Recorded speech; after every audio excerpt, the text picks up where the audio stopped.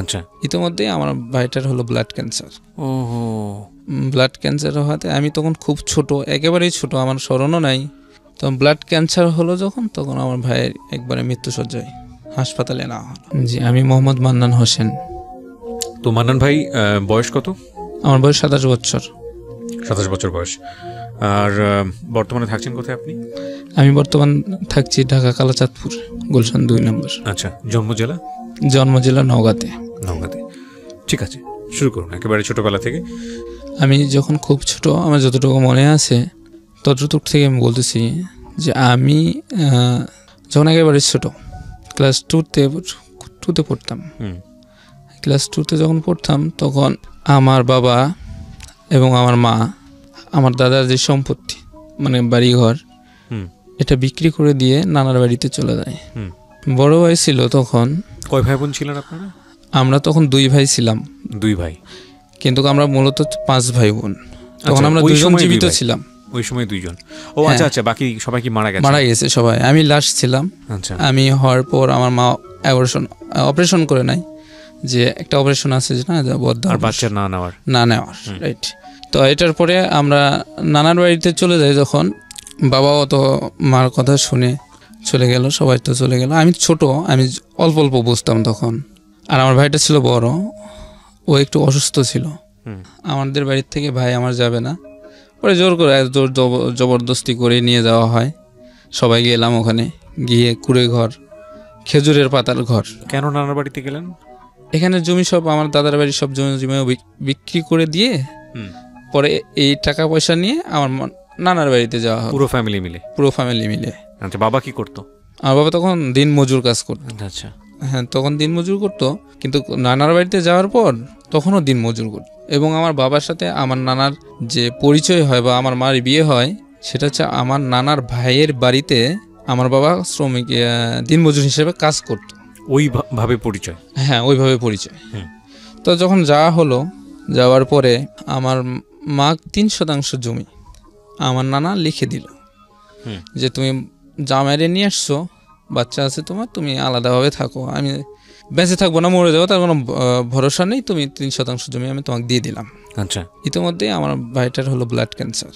ওহো। Blood cancer হওয়াতে আমি তখন খুব ছোট, একেবারেই ছোট, আমার স্মরণও নাই। তখন ব্লাড ক্যান্সার হলো যখন, তখন আমার ভাইয়ের একবারে মৃত্যুসজ্জায় হাসপাতালে নেওয়া হলো। হাসপাতালে যখন নেওয়া হলো তখন ডাক্তার বললো যে একেবারে শেষ পর্যায়ে, বাঁচানো সম্ভব না। তখন বাঁচানো যখন সম্ভব না, তখন আর কি করবে, মারা গেল ভাই আমার। মারা যাওয়ার পর আমরা মাটি দিলাম নানার বাড়িতেই। ওখান থেকে আমার বাবা এবং মামা পরামর্শ করছে 2 জন যে এই জমিটা বিক্রি করে আমরা আমাদের ওই বাড়িতে ফিরে যাব। আগের বাড়িতে যখন ফিরে যাওয়ার চিন্তা ভাবনা করছে, তখন বাবা মা 2 জন মিলেই চিন্তা করছে। তখন আমার মা বলে যে জমিটা তাহলে আমরা রাখি, কি করব, বিক্রি করে দিই। তখন আমার ওই ছোট নানার কাছে জমিটা বিক্রি করে দিল, না জানায়। আমার নানা জানে না, আমার নানা কোনো স্টোরি জানে না। এটা বিক্রি করে দিল যখন, তখন 2 ভাইয়ের মধ্যে দ্বন্দ্ব শুরু হয়ে গেল। জমিটা যখন কিনে নিছে, জানায় নাই, ভাইকে একটা কথা জানায় নাই, আর আমার মা তো এটা বিশ্বাসঘাতকতা করছে। তখন এই জমিটা বিক্রি করার পর আমার বাবাকে সবাই দোষারোপ করলো যে কোনো একটা কারণে বুঝায় বাজায় ভুলাইয়া ভালাইয়া তুমি জমিটা বিক্রি করে না হয়েছো বা এরকম।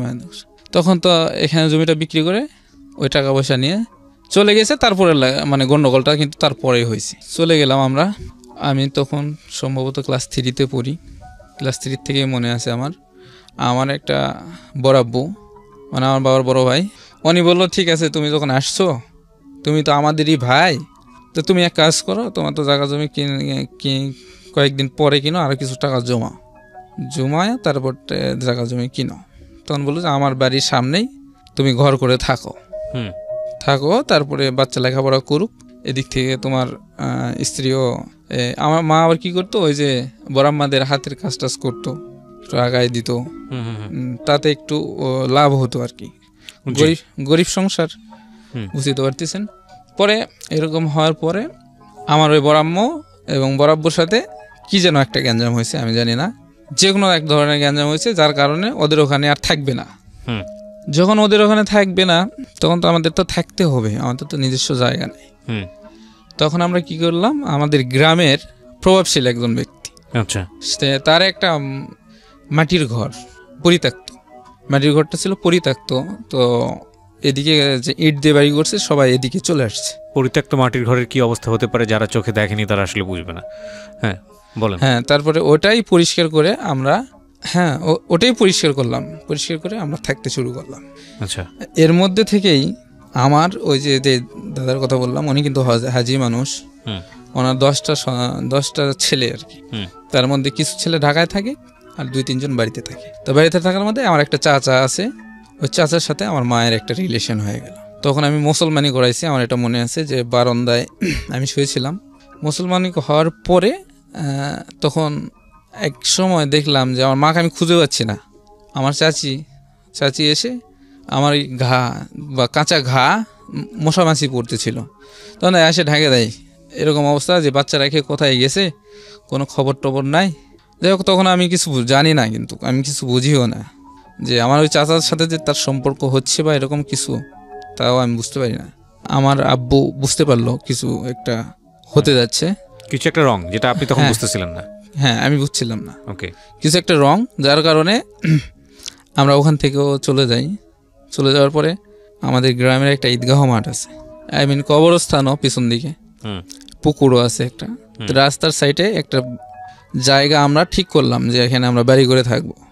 সবার মণ্ডল মাতব্বর বা প্রভাবশীল ব্যক্তি সবার অনুমতি নেওয়া হলো। নেওয়ার পরে আমরা বাড়ি ঘর করে থাকতে শুরু করলাম। ওখান থেকে আমার স্কুলটা পিছন সাইড হতো, মানে সামনের দিকে হচ্ছে একটা স্কুল, পিছন দিকে একটা স্কুল। তো আমার স্কুলটা গ্রামের পিছন দিকে, আমার এদিকে উল্টা দিকে যেতে হতো। তো আমি উল্টা দিকে যেতাম, ক্লাস করতাম। করতে করতে তখন সম্ভবত ক্লাস 3-তে পড়াশোনা করি। এখান থেকে 4-এ উঠলাম। 4-এ ওঠার পর আমি এরকম ক্লাস করি, কন্টিনিউ যাওয়া আসা করি, খেলাধুলাও করি। চাচাও মাঝে মাঝে আসে বাসায়, আসলে টাকা দিত, 2 টাকা করে দিত, জিনিস খাইতাম। একদিন হঠাৎ করে আমি খেলতে গেছি, হঠাৎ করে আমি ঢুকে পড়ি ঘরের ভিতর। মা বলে ডাক দিয়ে, মা বলে ডাকতে ডাকতে ঢুকে গেছি ঘরের ভিতরে। তো যখন আমি ঢুকছি তখন আমি যে জিনিসটা দেখছি সেটা আমি বিশ্বাস করতে পারি নাই। পরে আমি দেখে আমি বের হয়ে চলে আসছি। বের হয়ে যখন আসছি, আমি দাঁড়ায় রয়েছি আমাদের বাউন্ডারির এক কোনায়, চুপচাপ দাঁড়ায় রয়েছি। আর আমার মা কাপড় টাপড় ঠিক করে সব কিছু গোছায় নিয়ে, চাচা তো চলে গেল বের হয়ে। আর আমার মা আমাকে বলল যে দেখো মান্নান, তুমি যদি এই কথা কাউকে বলো তাহলে তুমি জীবনেও আমাকে আর পাবা না। আর যদি তুমি কাউকে কিছু না বলো তাহলে তোমার মা তোমারই থাকবে, কেউ কিছু জানতেও পারবে না। আপনার বয়স কত তখন? তখন আমার বয়স 10 থেকে 12 বছর। আপনি পড়াশোনা করতেন ওই সময়টাতে? পড়াশোনা করতাম, ক্লাস 4-এ উঠছিলাম। তো আমার মাথার মধ্যে এটা ঢুকে গেল যে মা তো আমি হারাতে চাই না, আর বাবার প্রতিও আমার এতটা ছিল না, আদর স্নেহ মা মমতা বা বোঝার মতো ক্ষমতা ছিল না। তখন আমি শুধু এটাই চিন্তা করলাম যে আমার মা তো আমি হারাতে পারবো না। এই বিষয়গুলো নিয়ে কি আগে থেকে আপনার পরিবারে কোনো ধরনের কোনো কিছু আপনি টাচ পেয়েছিলেন যে এই ব্যাপারটা নিয়ে কোনো কিছু হচ্ছে, আপনি আগে থেকেই কিছু জানেন বিষয়টা, নাকি এই ঘটনা ফার্স্ট টাইম আপনার চোখে দেখার পরেই আপনি জানলেন, এর আগ পর্যন্ত কিছু জানতেন না? এই ঘটনাটা আগে ঘটছে কিরকম আমি জানি না, কিন্তু আমার চোখের সামনে যখন আমি ফার্স্ট টাইমই ওটা দেখি, ফার্স্ট টাইমই তখন থেকে আমি বুঝতে পারি। এর আগে কি হয়েছে না হয়েছে অতটা কিছুই জানতেন না? না, বললাম না, বাবাকে বললাম না, কাউকেই বললাম না, পুরোটাই চাপা দিয়ে গেলাম। স্কুল করতাম, নিয়মিত ক্লাস করতাম, আসতাম টাইম মতো। এই যে আমাদের নিয়মিত ক্লাস করা বা আমার বাবার কাজে যাওয়ার সুযোগে আমার চাচা আসতো মাঝে মাঝে। আপনি কিছু বলতেন না ওই সময়টাতে আপনার মাকে? ওই সময় আমি দেখতে পেতাম না, আসতো যে চলে যেত, আমি দেখতে পেতাম। কিন্তু এই ঘটনার পরে তো আপনার নিজের ভেতর থেকে কিছু একটা বলার কথা, আপনার মা আপনাকে কিছু বলেছে, আপনি শুধু মুখ বুঝে সেটা শুনেছেন, নাকি আপনার জায়গা থেকেও কিছু বলার ছিল? আমি কিছু বলি নাই। কিছু বলেননি? আমি শুধু কাঁদছি যে আমি কি দেখলাম, আমি এটা কি দেখলাম, আমি শুধু কাঁদছি। ভয়ঙ্কর কষ্টের জিনিস। আমি শুধু কাঁদছি, 2 চোখ দিয়ে পানি পড়ে গেছে। কিন্তু আমি দাঁড়ায় আছি বাউন্ডারির মুখেই। আমার মা পিছন থেকে আমার কাছে বলছে, মানে একদম হার্ড কণ্ঠে বলছে, তুমি যদি এই কথা কাউকে বলো তাহলে তোমার মাকে চিরদিনের জন্য হারবা, আর যদি না বলো কিছু সমস্যা নাই, তোমার মার সাথে তো তুমি থাকবা। ওকে। পরে আমরা থাকতেছিলাম, আর ওই চাচার সাথে কিন্তু কন্টিনিউ আমার মাস রিলেশনটা রেখে যাচ্ছে সম্পর্কটা। আর ওই চাচাটার একটা ইয়া ছিল যে যে কোনো মানুষের বিপদ আপদে দৌড়ায় যেত। তো এই মানে সব কিছু মিলায় আমার মার একটা লোভ জন্ম নেয়, ওনার প্রতি দুর্বল হয়ে পড়ে। যাই হোক, আমি র্যান্ডমলি যেতে চাই এরপরে কি হলো স্টেপ বাই স্টেপ। এই তারপরে একটা ঘটনা এই ভদ্রলোকের জীবনটাকে কোথায় নিয়ে গেছে আমার মাঝে মাঝে মনে হয় যে আসলে যত কিছুই বলি না কেন, জীবন গল্প অনেক বেশি ডেসপারেট মানুষের লাইফের রিয়েল থিংগুলো তুলে ধরার জন্য। কিন্তু আমার কাছে মনে হয় যে যেহেতু এটা গণমাধ্যমে প্রচার হচ্ছে, সুতরাং সেই জায়গাটা থেকে সেন্সরশিপের একটা ব্যাপার থাকে, অফকোর্স সেলফ সেন্সর বলে যে ব্যাপার থাকে, কিছু কিছু বিষয় আসলে তুলে নিয়ে আসা যায় না। যেমন এই যে বিষয়টা কতটা নির্মম এবং কতটা ভয়ঙ্কর রকমভাবে একটা শিশু মনে ইম্প্যাক্ট তৈরি করতে পারে, এটাকে আসলে সিনেমাতে যদি চিত্রায়ন করা হয় বা অন্য কোনো উপন্যাসে বইয়ে যদি তুলে নিয়ে আসা হয়, তাহলে এই মনের অবস্থার কি বর্ণনা দেবেন একজন লেখক, সেটা তিনি তার মতো করে বলবেন হয়তো বা। কিন্তু যার জীবনে এটা ঘটে গেছে, অল্প করে হোক বা কম করে হোক বা যাই হোক না কেন, প্রিয়জনের এই রকম কোনো ঘটনা, সেটা ভয়ঙ্কর রকমভাবে একটা বাজে অনুভূতির জন্ম দেয় একটা শিশু মনে। এবং এই ঘটনাকে খুব ছোট করে এখানে না নিয়ে আসলে এই ভদ্রলোকের জীবনটা এই ঘটনাকে কেন্দ্র করে যে কোথায় গিয়ে দাঁড়িয়েছে আজকের দিনে, সেটা আপনারা বুঝতে পারবেন না বলেই খুব ছোট করে আপনাদেরকে একটু টাচ দেয়া। যাই হোক, তারপরে কি হলো? হ্যাঁ, তারপরে আমরা আমার বাবাকে কিছু বললাম না, হাইড করে গেলাম সব কিছু, স্বাভাবিক চলতে থাকলো। মা কন্টিনিউ ওই লোকটার সাথে। মার সাথে পরে স্বাভাবিক ছিলেন নাকি আপনি মাকে? স্বাভাবিক ছিলাম। স্বাভাবিক ছিলাম। আমি সবকিছু মাথার থেকে ঝেড়ে ফেলে, আমার মাকে আমি হারাতে পারবো না, আমার শুধু এইটুকুই ছিল যে মাকে ভালোবাসতেন প্রচুর। হ্যাঁ, ভালোবাসতাম, প্রচুর ভালোবাসতাম। পরে এর মধ্যে থেকে বাবা এবং মার মধ্যে একটু কথা হয়, সেটা হচ্ছে যে সংসারের উন্নতি বিষয়টা নিয়ে। সংসার ডেভেলপ করবে, তারা জায়গা জমি একটু কিনবে, একটু ঘর করবে, বাচ্চার লেখাপড়া চালায় যায়। তো এটা আমার বাবার সাথে বসে একটা মানে কথাবার্তা চলে। তখন আমার মামা ঢাকাতে থাকতো। তো যখন এই কথাটা চলে, তখন আমার মা বলে যে আমি তাহলে ঢাকাতে গিয়ে চাকরি করি, আর তুমি বাড়িতে থাকো, থেকে কিছু টাকা জমাও। আমি ঢাকায় গিয়ে চাকরি করে কিছু টাকা জমাই, আর আমি মান্নানকে সাথে নিয়ে যাই। আমার কথা বলছে, আমি ওকে সাথে নিয়ে যাই। আর আমিও ইচ্ছুক ছিলাম যে আমি যাব, মার সাথেই যাব। তো আমি কিন্তু বিষয়টা জানতাম, তারপরেও বলি নাই। এটা হচ্ছে আমার বাবা ঠকানোর একটা চাল। এই ভদ্রলোকের সাথে যিনি আমার চাচা ছিল, উনি আবার ওনার সাথে মিট করছে যে আমরা ঢাকা বাস স্ট্যান্ড চলে যাব, তুমি ওখানে চলে আসবে, আসে আমরা একসাথে ঢাকা চলে যাবো। এই বিষয়টা কিন্তু আমি জানতাম, কিন্তু আমি কাউকে কিছু বলি না। ওইটা আপনি আগে থেকেই জানতেন? এটা আমি আগে থেকে জানতাম, পরে আমি বলি নাই। পরে আমরা ঢাকা বাস স্ট্যান্ড গেলাম রাতের বেলা। তো রাত্রে যখন আমরা পৌঁছাই ঢাকা বাস স্ট্যান্ড, তখন আমরা কাউন্টারে বসি, মা সহ কাউন্টারে বসি। আমার একটু ভালোই লাগতেছিল, কারণ ঢাকাতে আমি কোনোদিন যাই নাই। আমি তো ছোট মানুষ, এমনিতেই তো বুঝতাম কম, তো একটু আনন্দ ফিল করছিলাম যে আমি ঢাকাতে যাই নাই, জীবনে প্রথম ঢাকাতে যাচ্ছি, কখন আসবে গাড়ি। হ্যাঁ, তখন আমার চাচাটা আসে, কিছুক্ষণ পর আসে। তখন সম্পূর্ণ কিছু টিকিট রেডি করে একটু অপেক্ষা করার পরে গাড়িতে উঠলাম। গাড়িতে ওঠার পর কিছুক্ষণ যাওয়ার পরে আমি ঘুমাই গেছি। যে আপনার কোকাকোলা, নয়নগর কোকাকোলা। তখন আবার ওই কোকাকোলাতে এত বাড়িঘর ছিল না, একটা ঝিল ছিল, আর ঝিলের মধ্যে মানে কবুতরের টঙের মতো বাসা ছিল। তো ওইরকম একটা বাসায় আমার মামা থাকতো। আমরা সরাসরি মামার বাসায় উঠে গেলাম। মামার বাসায় যখন আমরা উঠছি, তখন মামাও বিষয়টা জানতো। জানার কারণে মামাও কিছু বলে নাই। যে মানে সবাই মিলে আপনার বাবাকে ঠকাচ্ছেন? সবাই মিলে ঠকাচ্ছে, আমিও ঠকাইছি। পরে যখন আমরা ওই বিষয়টা মানে যখন আমরা উঠলাম, আমার মামা তো ভাইও জানতো জিনিসটা, কিন্তু তো মামি ছিল না তখন। তো আমরা বাসায় থাকা শুরু করলাম। মার জন্য চাকরির, মামা বললো যে আমার জন্য একটা চাকরি দেখো। আর আমার চাচার কথাটা হচ্ছে যে তিনিও চাকরি করবে, ভালো একটা চাকরি দেখেন। ওই বাসাটা থাকতাম, কাঠের বাসা ছিল, নিচে পানি, উপরে টিন, কাঠের উপরে টিন।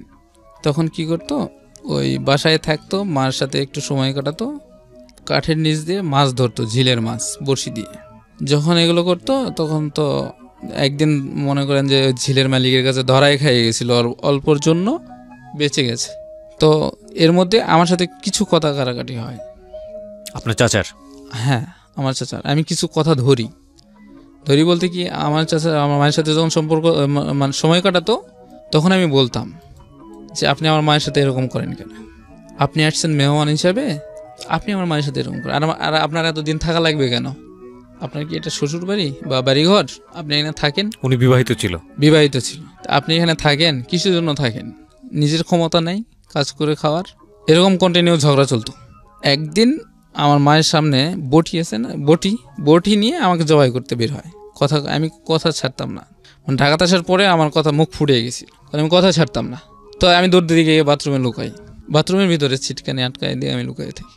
আর একটা কারেন্টের একটা লাইট ছিল, আমি বলছিলাম যে আমি এখান থেকে মারা যাব, আমি আপনাদের সবাইকে মানে একটা সমস্যার মধ্যে ফেলাবো, আপনারা আমাকে নিয়ে এসে এরকম ধরনের আমাকে মারার চেষ্টা করতেছেন। পরে আমার মা কিন্তু কিছু বলে নাই তখন, মানে মাও অসন্তুষ্ট, মানে আমার প্রতি অসন্তুষ্ট কথাগুলো বলার পর। একদিন আরও একদিন ঝগড়া হলো। একদিন হার্ডলি বললাম যে আপনি যদি বাপের ছেলে হন তাহলে কাজ করে খান, এখানে আমার মামার বাসায় বসে বসে খাচ্ছেন, ঘুরতেছেন, রিল্যাক্স করতেছেন কেন? তখন আমার কথাটা শুনে আমার মা বলল যে, মানে রাগ হয়ে গেল। যখনই রাগ হয়ে গেছে তখন ওনার কাপড়, ব্যাগ ট্যাগ ইত্যাদি গোছায় নিয়ে উনি চলে গেল। আর আমার মাকে একটা কথা বললো, সেটা আমি কিন্তু বেশি দিনের জন্য যাচ্ছি না, আমি একটু ঘুরেই চলে আসবো, মানে আমাকে সান্ত্বনা দেওয়ার জন্য সে চলে গেছে। আর আমার মাকে সান্ত্বনা দিল যে আমি আমার ওই ভাইয়ের বাসার থেকে, ওনার ভাই ছিল ঢাকায়, আমি কয়েকদিন থাকে আসি। কিন্তু এটা ছিল না, তার মনে ছিল যে একবারেই চলে যাওয়ার কথা। সে ওখান থেকে গেছে, আর কোনো দিন ফিরে নেই। এইভাবে থাকতে থাকতে মা আমাকে বকা দিত, হ্যাঁ তুই কেন এই কথা বললি, তুই বলার কারণে আজকে আমার এই সমস্যা। চলে গেল, চাকরি বাকরি করতো। যখন এত প্রেশারের মধ্যে, আমার লেখাপড়ার কিন্তু কোনো খবর নাই এর মাঝে। আর তার হঠাৎ একদিন দেখি আমার বাবা ঢাকায় এসে মামার বাসায় হাজির। আমি যে কি খুশি হয়েছি সেই মুহূর্তে তা বলার মতো না। এত খুশি হয়েছি যে আমি সাথে সাথে বাবার সাথে বাড়িতে চলে যাব, আমি মার কাছে এক সেকেন্ডও থাকবো না। হ্যাঁ, তখন আমার মামা আসলো ডিউটি শেষ করে, মামা তো হয়তো বাসায় থাকতো। তো আমার বাবা যে বাড়ির থেকে আসছে এই 6 থেকে 7 মাস পর, আমার মাকে যে একটু কথা বলতে দিবে বাবার সাথে, এরকম সময়টা আমার মামাতো ভাইয়েরা বা মামারা দেয় নাই। যখন দেয় নাই তখন নিজেও একটু সময় করে নিতে পারে নাই। কথা বলার যে একটা, যে আমার মার সাথে যে কথা বলবে দুইটা মন খুলে, এরকম কথাও বলতে পারে নাই। কিন্তু আমার বাবা কিন্তু তখনও জানতো না যে আমার ওই চাচা ওনাকে নিয়ে আসছে, তখনও কিন্তু জানতো। তারপরে আমি ওখান থেকে বাড়ির উদ্দেশ্যে আমি বাবাকে বলি যে বাবা আমি বাড়িতে যাব, তুমি যখনই যাও আমাকে নিয়ে যাবা। আমার মাও রিল্যাক্স ফিল করলো যে ও চলে যাক, আমি একটু শান্তি মতো থাকতে পারবো। তো যাই হোক, অনেক কিছু হওয়ার পরে মাকে অনেক বুঝালো, মাকে নিয়ে যাওয়ার জন্য অনেক চেষ্টাই করলো। যথার্থ চেষ্টা করার পরেও আমার বাবাকে বুঝ দিল যে দেখো আমি বাড়িতে যাব, এখন কি নিয়ে যাব, এখন যে আমি ঢাকাতে আসছি তো বড় মুখ করে, আমি তো জায়গা জমি কিনবো, বাড়িঘর করব, বাচ্চাকে ভালোভাবে মানে ভালো পোশাক পরাবো ইত্যাদি। তো তখন আমার বাবাও এটা বুঝতে পারলো যে আসলে তো কথাটা ঠিক। তখন আমরা চলে যাই মাকে ছাড়াই যখন আমরা বাড়িতে চলে যাই, তখন আমরা থাকতাম ওই পুকুর পাড়ে, ঈদগার ধারে, রাস্তার সাইডে। তো ওখানে আমাদের ছোট্ট ঘর। তো আমি কি করতাম, স্কুলে যেতাম আসতাম। এর মধ্যে আমি যখন গেছি বাড়িতে, তখন পাড়া প্রতিবেশী সবাই আমাকে দেখতে আসে। মানে ওরা জিনিসটা উপলব্ধি করছিল এরকম যে অমুকের ছেলে এবং অমুকের বউ, অমুক বলতে আরেকজনের ওই আমার চাচা, আর আরেকজনের বউ বলতে আমার মা, দুজনে নাই। আর আমার বাবার কাছে জিজ্ঞেস করছে যে তোমার বউ কোথায়, বাবা বলছে তো ও তো আছে আমার সমন্দির কাছে। আর ওই যে চাচা উনি কাউকে কিছু বলে নাই। ঠিক আছে, তো গ্রামের লোকজন কিছু একটা টাচ করেছে। হ্যাঁ। তখন সবাই দেখতে আসে, মানে আমি গ্রামে যাওয়ার পর সবাই আমাকে দেখতে আসে, ভালো মন্দ জিজ্ঞেস করে যে আসলে মান্নান তুমি কোথায় ছিলে এতদিন, বা তোমার মা কোথায়, তোমার মা কি কিছু টাকা পয়সা ইনকাম করছে, চাকরি করছে। তখন আমি সব কিছু, আমি যা জানতাম সব কিছু সবার সামনে বলে দিই, এই ঘটনা, এই সম্পর্ক, এই মানুষের সাথে আমার মা এইভাবে গেছে।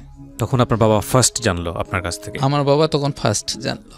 আমি বাবার বুকে মানে চাপে ধরে আমি কথাটা বলি, বাবা আমি তোমার কথাটা বলতে পারি নাই, আজকে শোনো একটা কথা। সেই কথাটা হচ্ছে আমার মার সব প্ল্যান ছিল এরকম, ঠকানোর প্ল্যান ছিল। আমি বুঝতে পারি নাই যে তোমার সাথে এই ঘটনাটা ঘটবে। আমি তো বুঝছিলাম যে আমাদের সংসার আরও বড় হবে, আমি বড় হব, লেখাপড়া শিখবো, চাকরি করব, তোমরা থাকবা, একটা সুন্দর সংসার হবে আর কি। কিন্তু সেটা তো আর হলো না। তারপরেও আমরা 1 বছর মার অপেক্ষায় থাকলাম। বাবা আপনাকে কি বলেছিল এই মুহূর্তে? বাবা বলছে যত কিছুই হয়েছে, আমি তারপরেও তোমার আম্মু যদি আসে আমি অনুরোধ করব আসার জন্য, যদি আসে তাহলে আসতে পারে, যেন আসতে পারে। তখন তো ফোনের যোগাযোগ ছিল না, ফোনটা ছিল একবারে কম। তখন আমার এই ঘটনাটা আমি যে এলাকাবাসীর কাছে বলছি, বাবার কাছে বলছি, এই ঘটনাটা আমার ওই চাচা ও আবার জানতে পারছে। ও যখন জানতে পারছে তো ও আবার টেলিফোন করছে আমার মামার কাছে। ফোন করে আমার মা বলছে যে গ্রামে তো মুখ দেখানোর মতো আর কোনো কথা বাকি নাই, তোমার ছেলে এইসব কথা বলছে, তো তুমি গ্রামে কিভাবে আসবে? হ্যাঁ, তখন আমার মা বলে না থাক, আমি আর যাবো না, আর গেলে আমার স্বামী মানে আমার বাবার কথা বলে যে গেলে আমাকে মারেই ফেলাবে। একটা ভয় ছিল তার মধ্যে। তো ভয়টা যখন ছিল, এটা অবশ্য ওনার ভয়, আমার বাবা শাসন করতো এটা সত্য, কিন্তু ম্যারেজে ফেলাবে এরকম ছিল না। তো উনি ভয় পাইতো যে আমার অপরাধের কারণে আমাকে হয়তো বা বাড়িতে নিয়ে যায়, সাইসুই দিয়ে নিয়ে যায়, মারে ফেলাবে বা মারবে। আমরা 1 বছর ওই পুকুর পাড়ে থাকলাম। আমি কখনো রান্না করি, কখনো বাবা রান্না করে কাছ থেকে এসে। এইটুক বয়সে আমি রান্না করতে পারছিলাম। যখন রান্না করতাম, খাওয়া দাওয়া করে চলে যেতাম স্কুলের সময়টাই লেখাপড়া করতাম, আর বাদ বাকি সময়টা খেলাধুলার উপর দিয়ে চলে যেতাম। পড়াশোনা খুবই মানে কমে গেল আমার। কমে যাওয়ার পর আমার ফুফা একদিন আসে হঠাৎ করে। ফুফা বলে যে এভাবে তো জীবন চলে না, এইভাবে কতদিন থাকবা তোমরা? তো আমার ফুপি বলে যে মান্নানিকে আমার কাছে দাও, আর তোমরা নতুন করে একটা সংসারের চিন্তা ভাবনা করো। ফুপার সাথে কথাবার্তা এটা। তো কী করলো, ফুপা বললো যে তাহলে তোমরা আমার বাড়িতে চলো, আগে আমার বাড়িতেই থাকবা, ওখানেই খাবা। আমার বাবা বলেছে তোমার বোন রান্না করে দিবে, তুমি বাজার করে টাকাগুলো বাজার করবা, খাবা, 2 বাপ ছেলে মিলে থাকবা। তো আমরা চলে গেলাম ওখান থেকে, ওই পুকুর পাড় থেকে আমরা ওখানে মুভ করলাম ফুপার বাড়িতে। থাকতে আমার ফুপা আবার মজ্জেম ছিল, মসজিদে আজান দিত। তো ফুপা মাঝে মাঝে অসুস্থ হলে আমি আজান দিতাম, মসজিদে গিয়ে থাকতাম। তখন কথাবার্তা মানে লেখাপড়ার কোনো কথাবার্তা আর হয়নি। তখন কী করলো আমার ফুপা গার্জেন হিসেবে ঘটককে পাত্রী দেখতে বললো যে আমার শালার জন্য একটা পাত্রী দেখো, তার তো আর এইভাবে চলে না, তো বিয়ে সে দিতে তখন পাত্রী দেখলো আমাদের গ্রাম থেকে বেশ কিছু দূরে, 10 কিলোমিটার দূরে দেখলো। পাত্রী যখন দেখছে, তখন পাত্রীর গার্জিয়ান জানতে চাইছে যে আগের স্ত্রীটা কি ডিভোর্স হয়েছে কিনা, না হলে তো আমরা বিয়ে দিতে পারবো না। তো যখন এই কথাটা প্রশ্ন করছে, তখন আমার ফুফা বলছে যে আমার একটা উকিল আছে, তাহলে ওনার সাথে পরামর্শ করি, যেহেতু আমরা কোনো ডিভোর্স লেটার পাই নাই আমার মার পক্ষের থেকে, আমার মার পক্ষের থেকে তারা কোনো ডিভোর্স লেটার পায় নাই, সেহেতু একটা কোর্টের একটা আপিল আমরা নিয়ে আসি। কোর্টে গেল, উকিলের সাথে আলোচনা করা হলো, আমি সাক্ষী দিলাম যে আমার মা বহুত আনার চেষ্টা করা হয়েছে বা করছে আমার বাবা, কিন্তু আমার মা আসে নাই।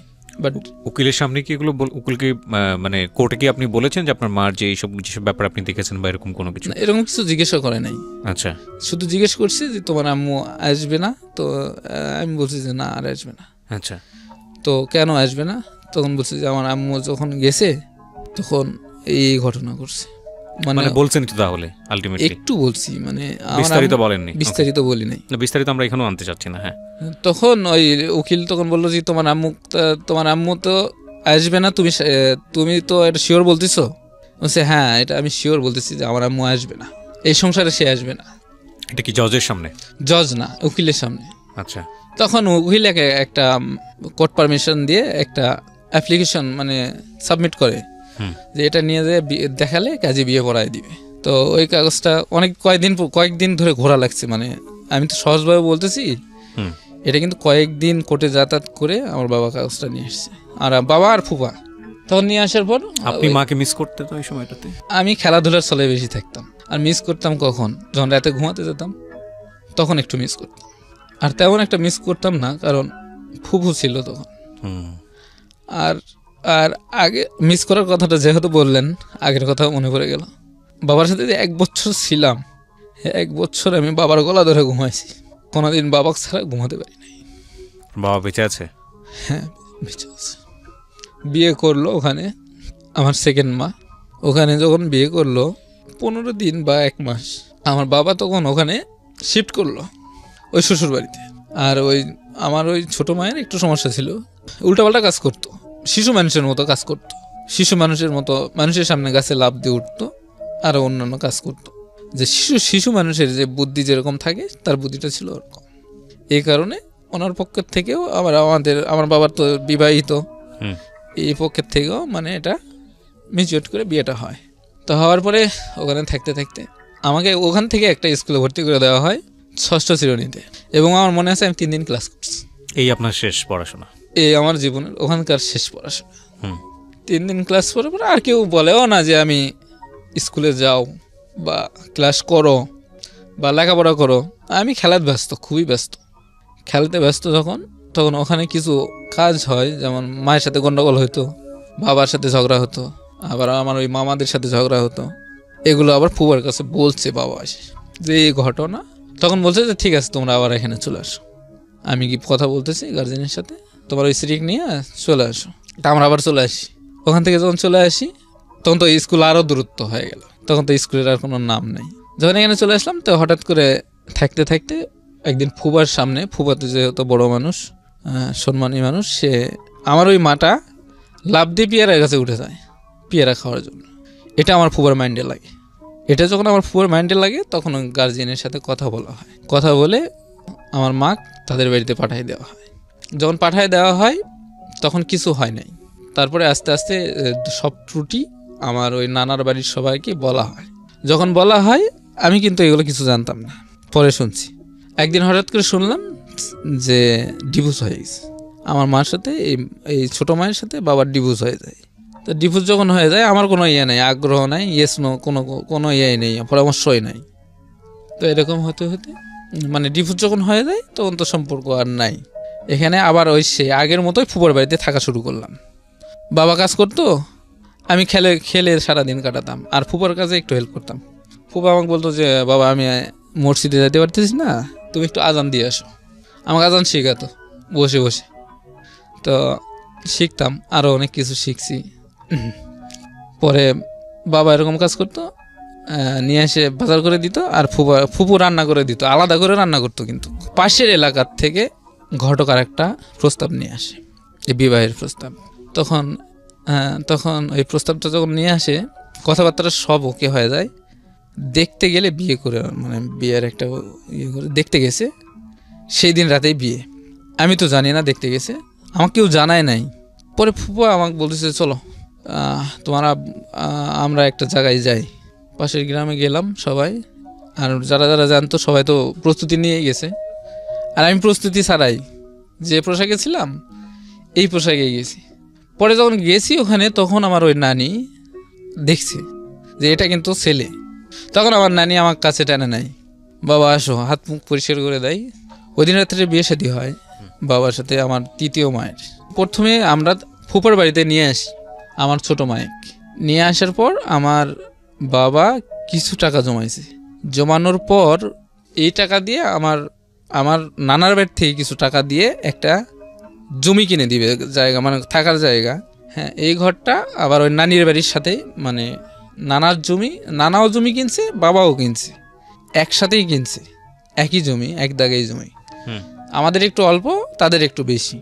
জমিটা কেনার পর বাড়ি করছে, এখন বাড়ি করছে কিন্তু তখন করে নাই। তখন এরা আমার ফুপার উপরে একটা চাপ দিল যে জমিটা যখন কিনছে তখন আমার ফুপাকে বলল যে এই জমিটা তো গন্ডগোলের জমি, এই জমিটা দখলে রাখতে হবে, না হলে পরবর্তীতে সমস্যা হবে। তো আমরা জামাইক আর মেয়েকে নিয়ে যেতে চাচ্ছি, আপনারা কি বলেন? ভালো মন্দ পরামর্শ করে ফুপা অনুমতি দিল।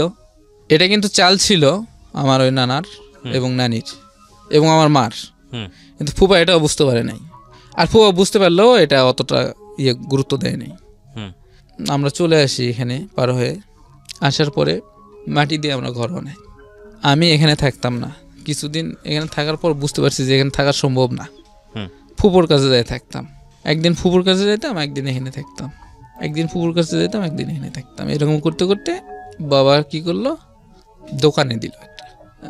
গ্রামের এলাকার মাঝে একটা মোড় থাকে না, এই মোড়ের একটা দোকান, সেটা হচ্ছে সাইকেল মেকারের দোকান। সাইকেল এবং transistor, television, cycle and radio আর টর্চ লাইট, এই মেকারের দোকান হচ্ছে। ওই আমার সম্পর্কে মামা হয়, মামাকে বললো যে ওকে একটু নিয়ে রাখো, কাজটা শিখুক। তো আমি কি করলাম, কিছুদিন কাজ করলাম, করার পরে আমি ছোটো মানুষ, একটা স্পিকার পাইছি। স্পিকারটা আমি নিয়ে, মামাকে না বলে স্পিকারটা আমি বাসায় নিয়ে এসেছি, কিন্তু স্পিকারটা রেডিওর ছিল। আর স্পিকারটা নিয়ে এসে আমি আর দোকানে যাই না। আমি যখন দোকানে যাই না, মামা আমাকে খবর দেয় যে তুমি আসো না কেন। আর মামা বলছে এখানে একটা স্পিকার ছিল, এটা কই? আমি জানি না। পরে এটা বুঝতে পারছিল যে মামা দেয়, আমি জিনিসটা নিয়েছি, কিন্তু আমি জিনিসটা, ওটা আমার কাছে ভালো লাগছে, আমি নিয়ে আসছিলাম বাসায়। তখন আমি আর দোকানে যাই না, গেলে তো স্পিকার আমার কাছ থেকে নিয়ে নিবে, আমি দোকানে যাইতাম না। তো এরকম করতে করতে মামা তো আর কিছু বলে নাই, বাবা তো জানতো যে দোকানে আর যায় না। তখন আমাদের এলাকার থেকে আরেকটু দূরে বাস স্ট্যান্ড, ওখানে একটা চাচা থাকতো, তার নাম হচ্ছে কামাল হোসেন, কালাম। তো ওনার দোকানে আমাকে আবার দেয় ম্যাকারির কাজে, রিক্সা ভ্যান সাইকেল ম্যাকারির কাজে। তো আমি ওখানেও করতে থাকি। আবার তখনই মোবাইলটা, চাচা একটা মোবাইল কিনে, ব্যবসা, বিজনেস, গ্রামীণ যে বিজনেস সিমটা উনি কিনে ব্যবসা করতো। আচ্ছা। আর আমি ওই ম্যাকারের কাজ করতাম, ছোটোখাটো কাজগুলো আমি করতাম। সবগুলো করতে করতে 1 বছর অতিবাহিত হয়ে গেছে। যাওয়ার পর পাশে একটা দোকান ছিল, টি স্টল। তো চাচা কিন্তু আমার কোনো বেতন দিত না, আমি শুধু থাকতাম, খাইতাম আর কাজ করতাম। ইলেক পোশাকও তেমন একটা, মানে পরিপোশাকও তেমন একটা দিত না। আচ্ছা। তো আমি বাবার দেখলাম, বাবা বললাম যে বাবা, কারো হাতে একটা খবর দিছিলাম যে বাবাকে দেখা করতে বলো। তো বাবা আমার কাছে আসছিল। আমি তখন বলছিলাম যে ওইটি টি স্টলে একটা লোক নিবে, ওদের লোকটা চলে গেছে, আর ওরা বেতন দিবে। তো এখন আমি এখানে কতদিন বেকার খাটবো বা বেকার কাজ করব, তুমি একটু তাদের সাথে কথা বলো। তখন আমার ওই সুইট ভাই ওনার সাথে কথা বললো। বাবা যখন কথা বললো, তখন সুইট ভাই এবং ওই কালাম চাচা দুইজনে কথা বললো পার্সোনালি। তো কথা বলে দুজনের সাথে ঠিক আছে, মানে পাশের দোকান যে হতো, সেই দোকান থেকে আমার দোকানে আসবে, একটু কথা বলে নিল। তো ওনারা কম্বিনেশন করে চাকরিটা হয়ে গেল। চাকরি বলতে কি, কাজ হয়ে গেল। তখন কাজ করতেছি। কিসের কাজ ছিল এটা? এটা ছিল চায়ের দোকানের। চায়ের দোকানের কিসের কাজ? চা বানানো, দুধের কেটলি পরিষ্কার করানো, মানে হেল্পিং হ্যান্ড হিসেবে। পান বিক্রি করতাম, বিড়ি সিগারেট বিক্রি করতাম, বিস্কিট বিক্রি করতাম।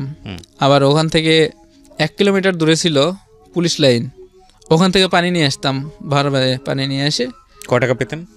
মাসে 100 টাকা, প্রতি মাসে 100 টাকা করে পেতাম। ওকে। প্রতি মাসে 100 টাকা। ওই ভাড়াটা নিয়ে আসতাম, 2টা বালতি নিয়ে কাদের মধ্যে করে নিয়ে আসতাম পানি অনেক দূর থেকে। ওই আমাদের ওদিকে আবার অতিরিক্ত আয়রন বেশি পানিতে, চা খাওয়া যায় না। ওটা হচ্ছে সাপ্লাইয়ের পানি ছিল, ওটা আমি ওখান থেকে নিয়ে আসতাম। তো নিয়ে এসে ওই ভাঁড়, একটা বড় একটা ডাবর বা কলস, বড় একটা কলস ছিল, ওই কলসটা আমি ভরাতাম। এরকম করতে করতে আর থাকতাম ওনাদের বাসায় রাতের বেলা, খাওয়া দাওয়া ওখানে বাসায় করতাম, কোনো দিন দোকানে করতাম। এখানে থাকতে থাকতে আমি একটা জিনিস করি, সেটা হচ্ছে যে 1 টাকা 2 টাকা করে নিতাম ক্যাশ থেকে। যখন ক্যাশ থেকে 1 টাকা 2 টাকা নিতাম, মানে আলটিমেটলি চুরি করা যেটাকে বলে। হ্যাঁ, চুরি করা, না বলে সরানো। এই টাকাটা রাখতাম। আবার ওই যে ক্যাশের নিচে মাটি ছিল, ওই মাটির নিচে একটা ব্যাংক বসায় রাখতাম, ওই ব্যাংকে জমাতাম। হ্যাঁ, জমাতাম যখন, তখন এটা বেশ কিছুদিন যায়। যাওয়ার পরে ওই ভাইয়া বুঝতে পারে, যখন বুঝতে পারে তখন আমাকে দেখায়, এটা কি করছিস, এটা তো ঠিক হয় নাই। তখন আমি আমার বাবাকে ডাকে বলে, আমি তখন একটা কথাই বলছি যে এই টাকাটা আমি জমাইছি, আমি একটু আমার নানার বাড়িতে বেড়াতে যাব, তখন আমি টাকা আমার কাছে থাকবে না, যা বেতন পাই তা তো বাবাই নিয়ে যায়, আমার কাছে টাকা ছিল না। তখন বাবাকে ডেকে এই কথাগুলো বলে, কোনো মারধর বা কোনো কিছু হয় নাই। আবার এখানে থাকতে থাকতে বিড়ি খাওয়া শিখছিলাম। 2-1টা বিড়ি বিক্রি করতাম, যেহেতু একটা বিড়ি জ্বালায় টানতাম। হ্যাঁ, মনের ইচ্ছে মতো খাইতাম। মানে বিষয়টা হচ্ছে এরকম যে বিপথে চলে যাচ্ছেন ধীরে ধীরে, বলার কেউ নাই, শোনারও কেউ নাই, শাসনের কেউ নাই বা অন্যান্য কিছু, বিড়ি খাইতাম, আর দোকানে কাস্টমার আসলে সামনের দিকে চলে আসতাম। যাই হোক, আমি অনেক ছোট, আমি তখন এগুলো ভুল করছি। তখন ওখান থেকে 1 বছরের মতো ওখানেও কাজ করলাম। কাজ করার পর ওখানে বললাম যে আমি আর চাকরি করবো না, আমি এখন বাড়িতে যাব। বাড়িতে গেলাম, তখন 2004 সালের আগে 4 সালের আগে একটা বন্যা হয়েছিল বিশাল বড়। তো বাবা মাটিতে ঘর করছে, আমিও বাড়িতে গেলাম। সে আমার জন্য একটা করছে, তাদের জন্য একটা ঘর করছে। তো বাড়িতে গিয়ে আমার থাকার কোনো দিন ভাগ্য হয় না, থাকতে পারি না। একদিনও আমি বাড়িতে ঘুমাই নাই। আমাদের যে নতুন বাড়িটা করছে, একদিনও ঘুমাই নাই। আমার পুরো বাড়িতে থাকতাম। তো বাবা ওই যে এলাকার, আমাদের যে এলাকা নানার বাড়ি এলাকা, ওখানে একটা বড় আব্বু আছে, আমার মায়ের দাদা হয়। তো তাদের সাথে কথা বলছি যে তোমাদের তো সংসার অনেক বড়, হ্যাঁ, তোমাদের তো গরু বাছুর আছে বা অনেক জমি জমা, আমার ছেলেটাকে একটু কাজ শেখাও। কাজ শেখার উদ্দেশ্যে আপনারা রাখেন। এক পর্যন্ত তারা রাখবেই না, যে কাজ জানে না কিসের জন্য রাখবো। না রাখার জন্য 1 বছরে 1500 টাকার কথা বলা হয়, 1500 টাকার কথা বলা হয়। খাওয়া থাকা বাবদ 1500 টাকা আমরা দিব, যদি তোমার ভালো লাগে তুমি রেখে যেতে পারো। এখন এখানে আমি বাবা যেহেতু কথা দিয়ে আসছে, আমি আর কথা ফেললাম না। আমি এখানে চাকরি করতে থাকলাম, কাজ করতে থাকলাম। এই 1 বছরের মধ্যে আমি অনেক কিছু করি। গাছের থেকে আম নিয়ে এসে পারে চুপি চুপি খাই। রাজহাঁসের ডিম জমায় সানসেটের উপর জমাতাম, মানে অনেক ধরনের ইয়েগুলো করতাম। তারপরে আম নিয়ে তালার উপর বসে বসে খাইতাম, এরকম ধরনের আর কি কাজগুলো করছি। তা যখন ডিমগুলো আমি নিয়ে রাখছিলাম সানসেটের উপর গোয়াল ঘর থেকে, আমার একটা ওই ভাবি আছে একজন। তো ভাবি তখন টের পায় নাই প্রথম অবস্থায়। পরে যখন 8-10 দিন চলে যায় যে ডিম পায় না, তখন সে একটা সন্দেহ করে যে আসলে তো এতদিন ডিম না দিয়ে আমার হাঁস থাকার কথা না, আসলে কিছু একটা হচ্ছে।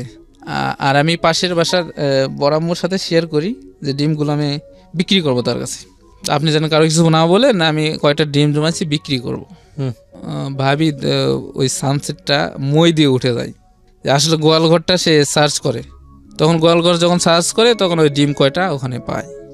ডিম যখন পায়, আমি বাইরের তো কাজে ছিলাম, কাজের থেকে আসছিলাম, তখন আমার ভাবি বলে যে তোমার একটা বিচার আছে আজকে।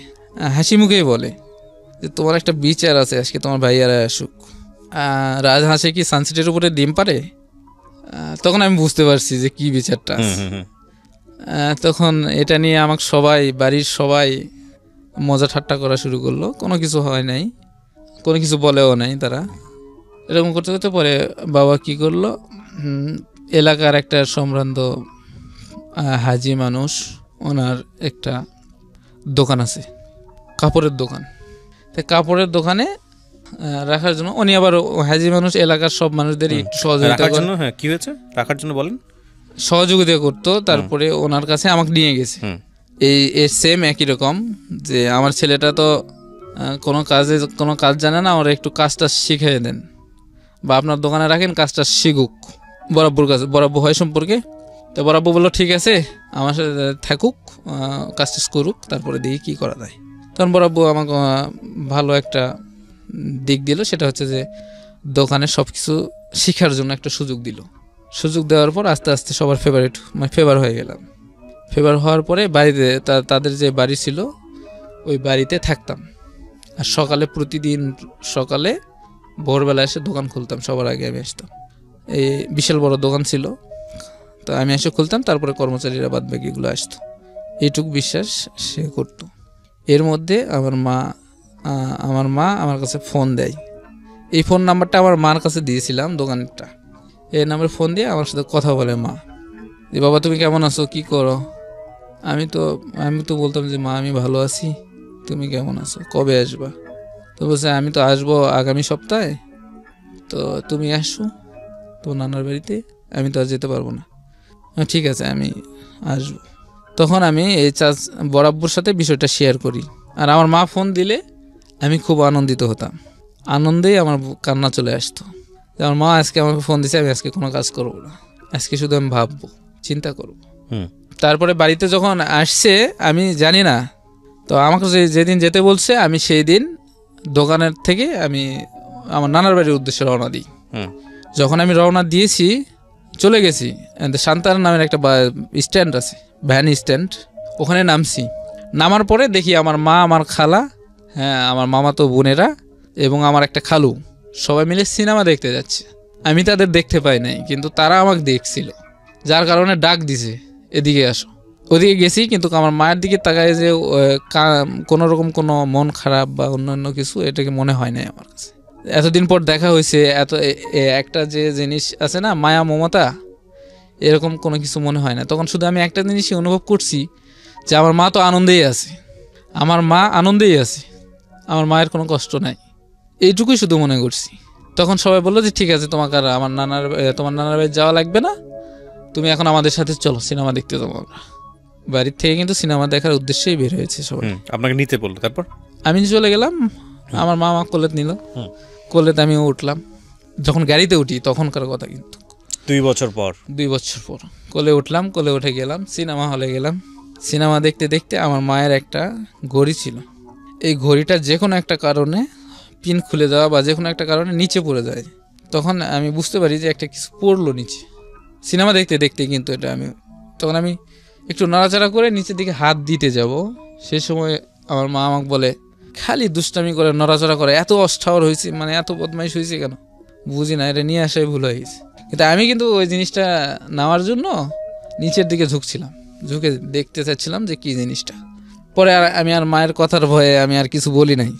তখন যখন বাইরে চলে আসছি, সিনেমা শেষ, বাইরে যখন চলে আসছি, তখন আমার মা ঘড়ি খুঁজে পায় না। তো ঘড়ি যখন খুঁজে পায় না, তখন আমি মাকে বলি যে মা, তখন আমি যে হালতে চাইছিলাম বা ঝুঁকতে চাইছিলাম, তখন তো তুমি নিষেধ করছো, তখন কিছু একটা পড়ছে, তো তুমি তো আমাকে দেখতে দেও নাই। তখন আমাকে বলে যে হ্যাঁ, তুমি আমাকে বলবা না কথাটা, তুমি আমাকে বলো নাই কেন যে কিছু একটা পড়ছে, গাদা ছেলে, বোকা ছেলে। আমার বাবাকে নিয়ে কথা বলে, বোকার বাচ্চা, হ্যান ত্যান এসি, মানে অনেক ধরনের একটা সিন্ডিকেট, সবার সামনে একটা বাজে কথা বলে, এগুলো কথা বলে গালাগালিজ করে। তো গালাগালি করার পর আমি তো আর কিছু বললাম না, ভয়ে থাকলাম। সবাই নানার বাড়িতে চলে গেলাম। নানার বাড়িতে বাবা কোথায় তখন? আমার বাবা তো আমাদের বাড়িতে, আমার ওই ছোটো মায়ের সাথে দিনমজুর কাজ করতেছে, খাইতেছে, তার সংসার চলে যাচ্ছে। কিন্তু বাবা কিন্তু এগুলো বিষয়ে কিছু জানতো না। যখন বাড়িতে গিয়ে নানার বাড়িতে দেখি ধুম, এক কথায় যে বাইরে থেকে মেহমান আসলে যেরকম ধুম হয়, বা কোনো বিয়ানের বাড়িতে গেলে যেরকম ধুম হয়, সেরকম ধুম, খুব আনন্দ, সবাই খুব আনন্দে আছে। এতটাই আনন্দে আছে যে আমার কথাও তারা ভুলে গেছে। তখন আমি যখন যাই, তখন সবাই আমাকে দেখে আফসোস করে যে বাবা তুমি কোথায় ছিলা, কেমন আছো, ভালো কি মন্দ, কি খবর, সবাই মমতা দেখায়। কিন্তু আমার মায়ের আলাদাভাবে কোনো জিনিস আসছে, এতদিন পর বাচ্চা, শরীরের যত্ন নিয়ে দিই, দেখি মাথায় একটু তেল দিয়ে দিই, বা হাত পা একটু ভালো করে পরিষ্কার করে দিই, নখ টুক কাটছে কিনা ঠিক মতো, কাপড় চোপড় ময়লা পরিষ্কার করে দিই, এরকম কোনো কিছু ছিল না। পরে তো আমার তো বেশি সময় নেই, আমি আবার পরের দিন চলে আসি দোকানে ব্যাক করি। তো ব্যাক করার পর আবার কিছুদিন পর আমার মামা আসে বাড়িতে। তো মামা যখন আসে, তখন আমাকে ফোন করে বলা হয় যে মান্নান তুমি একটু আসো, আমার সাথে দেখা করে যাও। তো মামা যখন বাড়িতে আসে, তখন মামা ভেগনার সম্পর্ক তো জানেনি, যাই হোক অনেকটাই ভালো, আসছি মামার সাথে দেখা করতে। তখন আমি সম্ভবত 2 থেকে 3 দিনের ছুটি নিয়ে আসছিলাম। তো মামার সাথে থাকি, ঘুরতেছি, বেড়াইতেছি, এই জায়গা যাচ্ছি, সে জায়গা যাচ্ছি।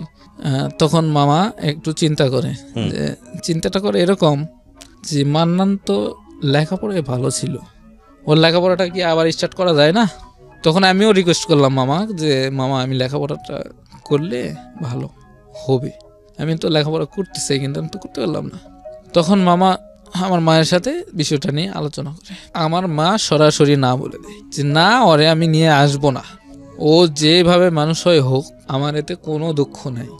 ও মায়ের কথা মানুষের কাছে বলে, কেন বলে? মানে মানুষ যতই পাপ করুক না কেন, কোনো ছেলে কি তার মায়ের বিরুদ্ধে কোনো কথা বলে?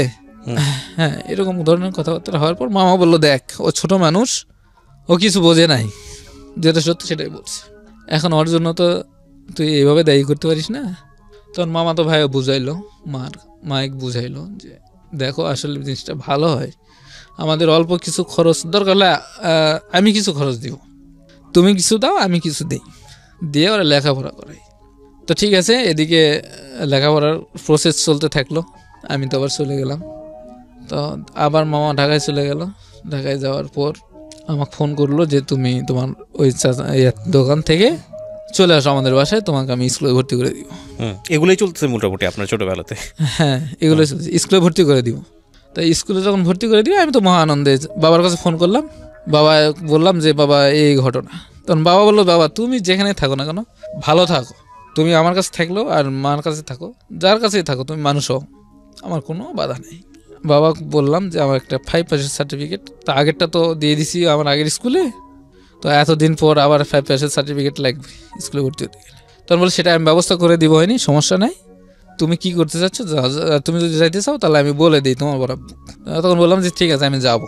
তখন থেকে আমি ওখান থেকে বরাব্বাক বলি। বরাব্বা একটু রাগই হয়, রাগ হয় এই জন্যই যে মা বরাব্বা কিন্তু জানতো বিষয়গুলো, যে ওর মা ওকে ছেড়ে চলে গেছে আর মামাটা এরকম, তখন একটু রাগই হয় যে এত কিছুর পরেও তুমি ওখানে যেতে চাও, তো ঠিক আছে যাও, আমি আর তোমাকে কোনো বাধা দিব না। চলে আসি, আসার সময় বরাব্বা আমাকে 50 টাকা দেয়। 50 টাকা নিয়ে আমরা চলে আসি, আমি এবং আমার বাবা দুজনেই আমি আসি নানার বাড়িতে।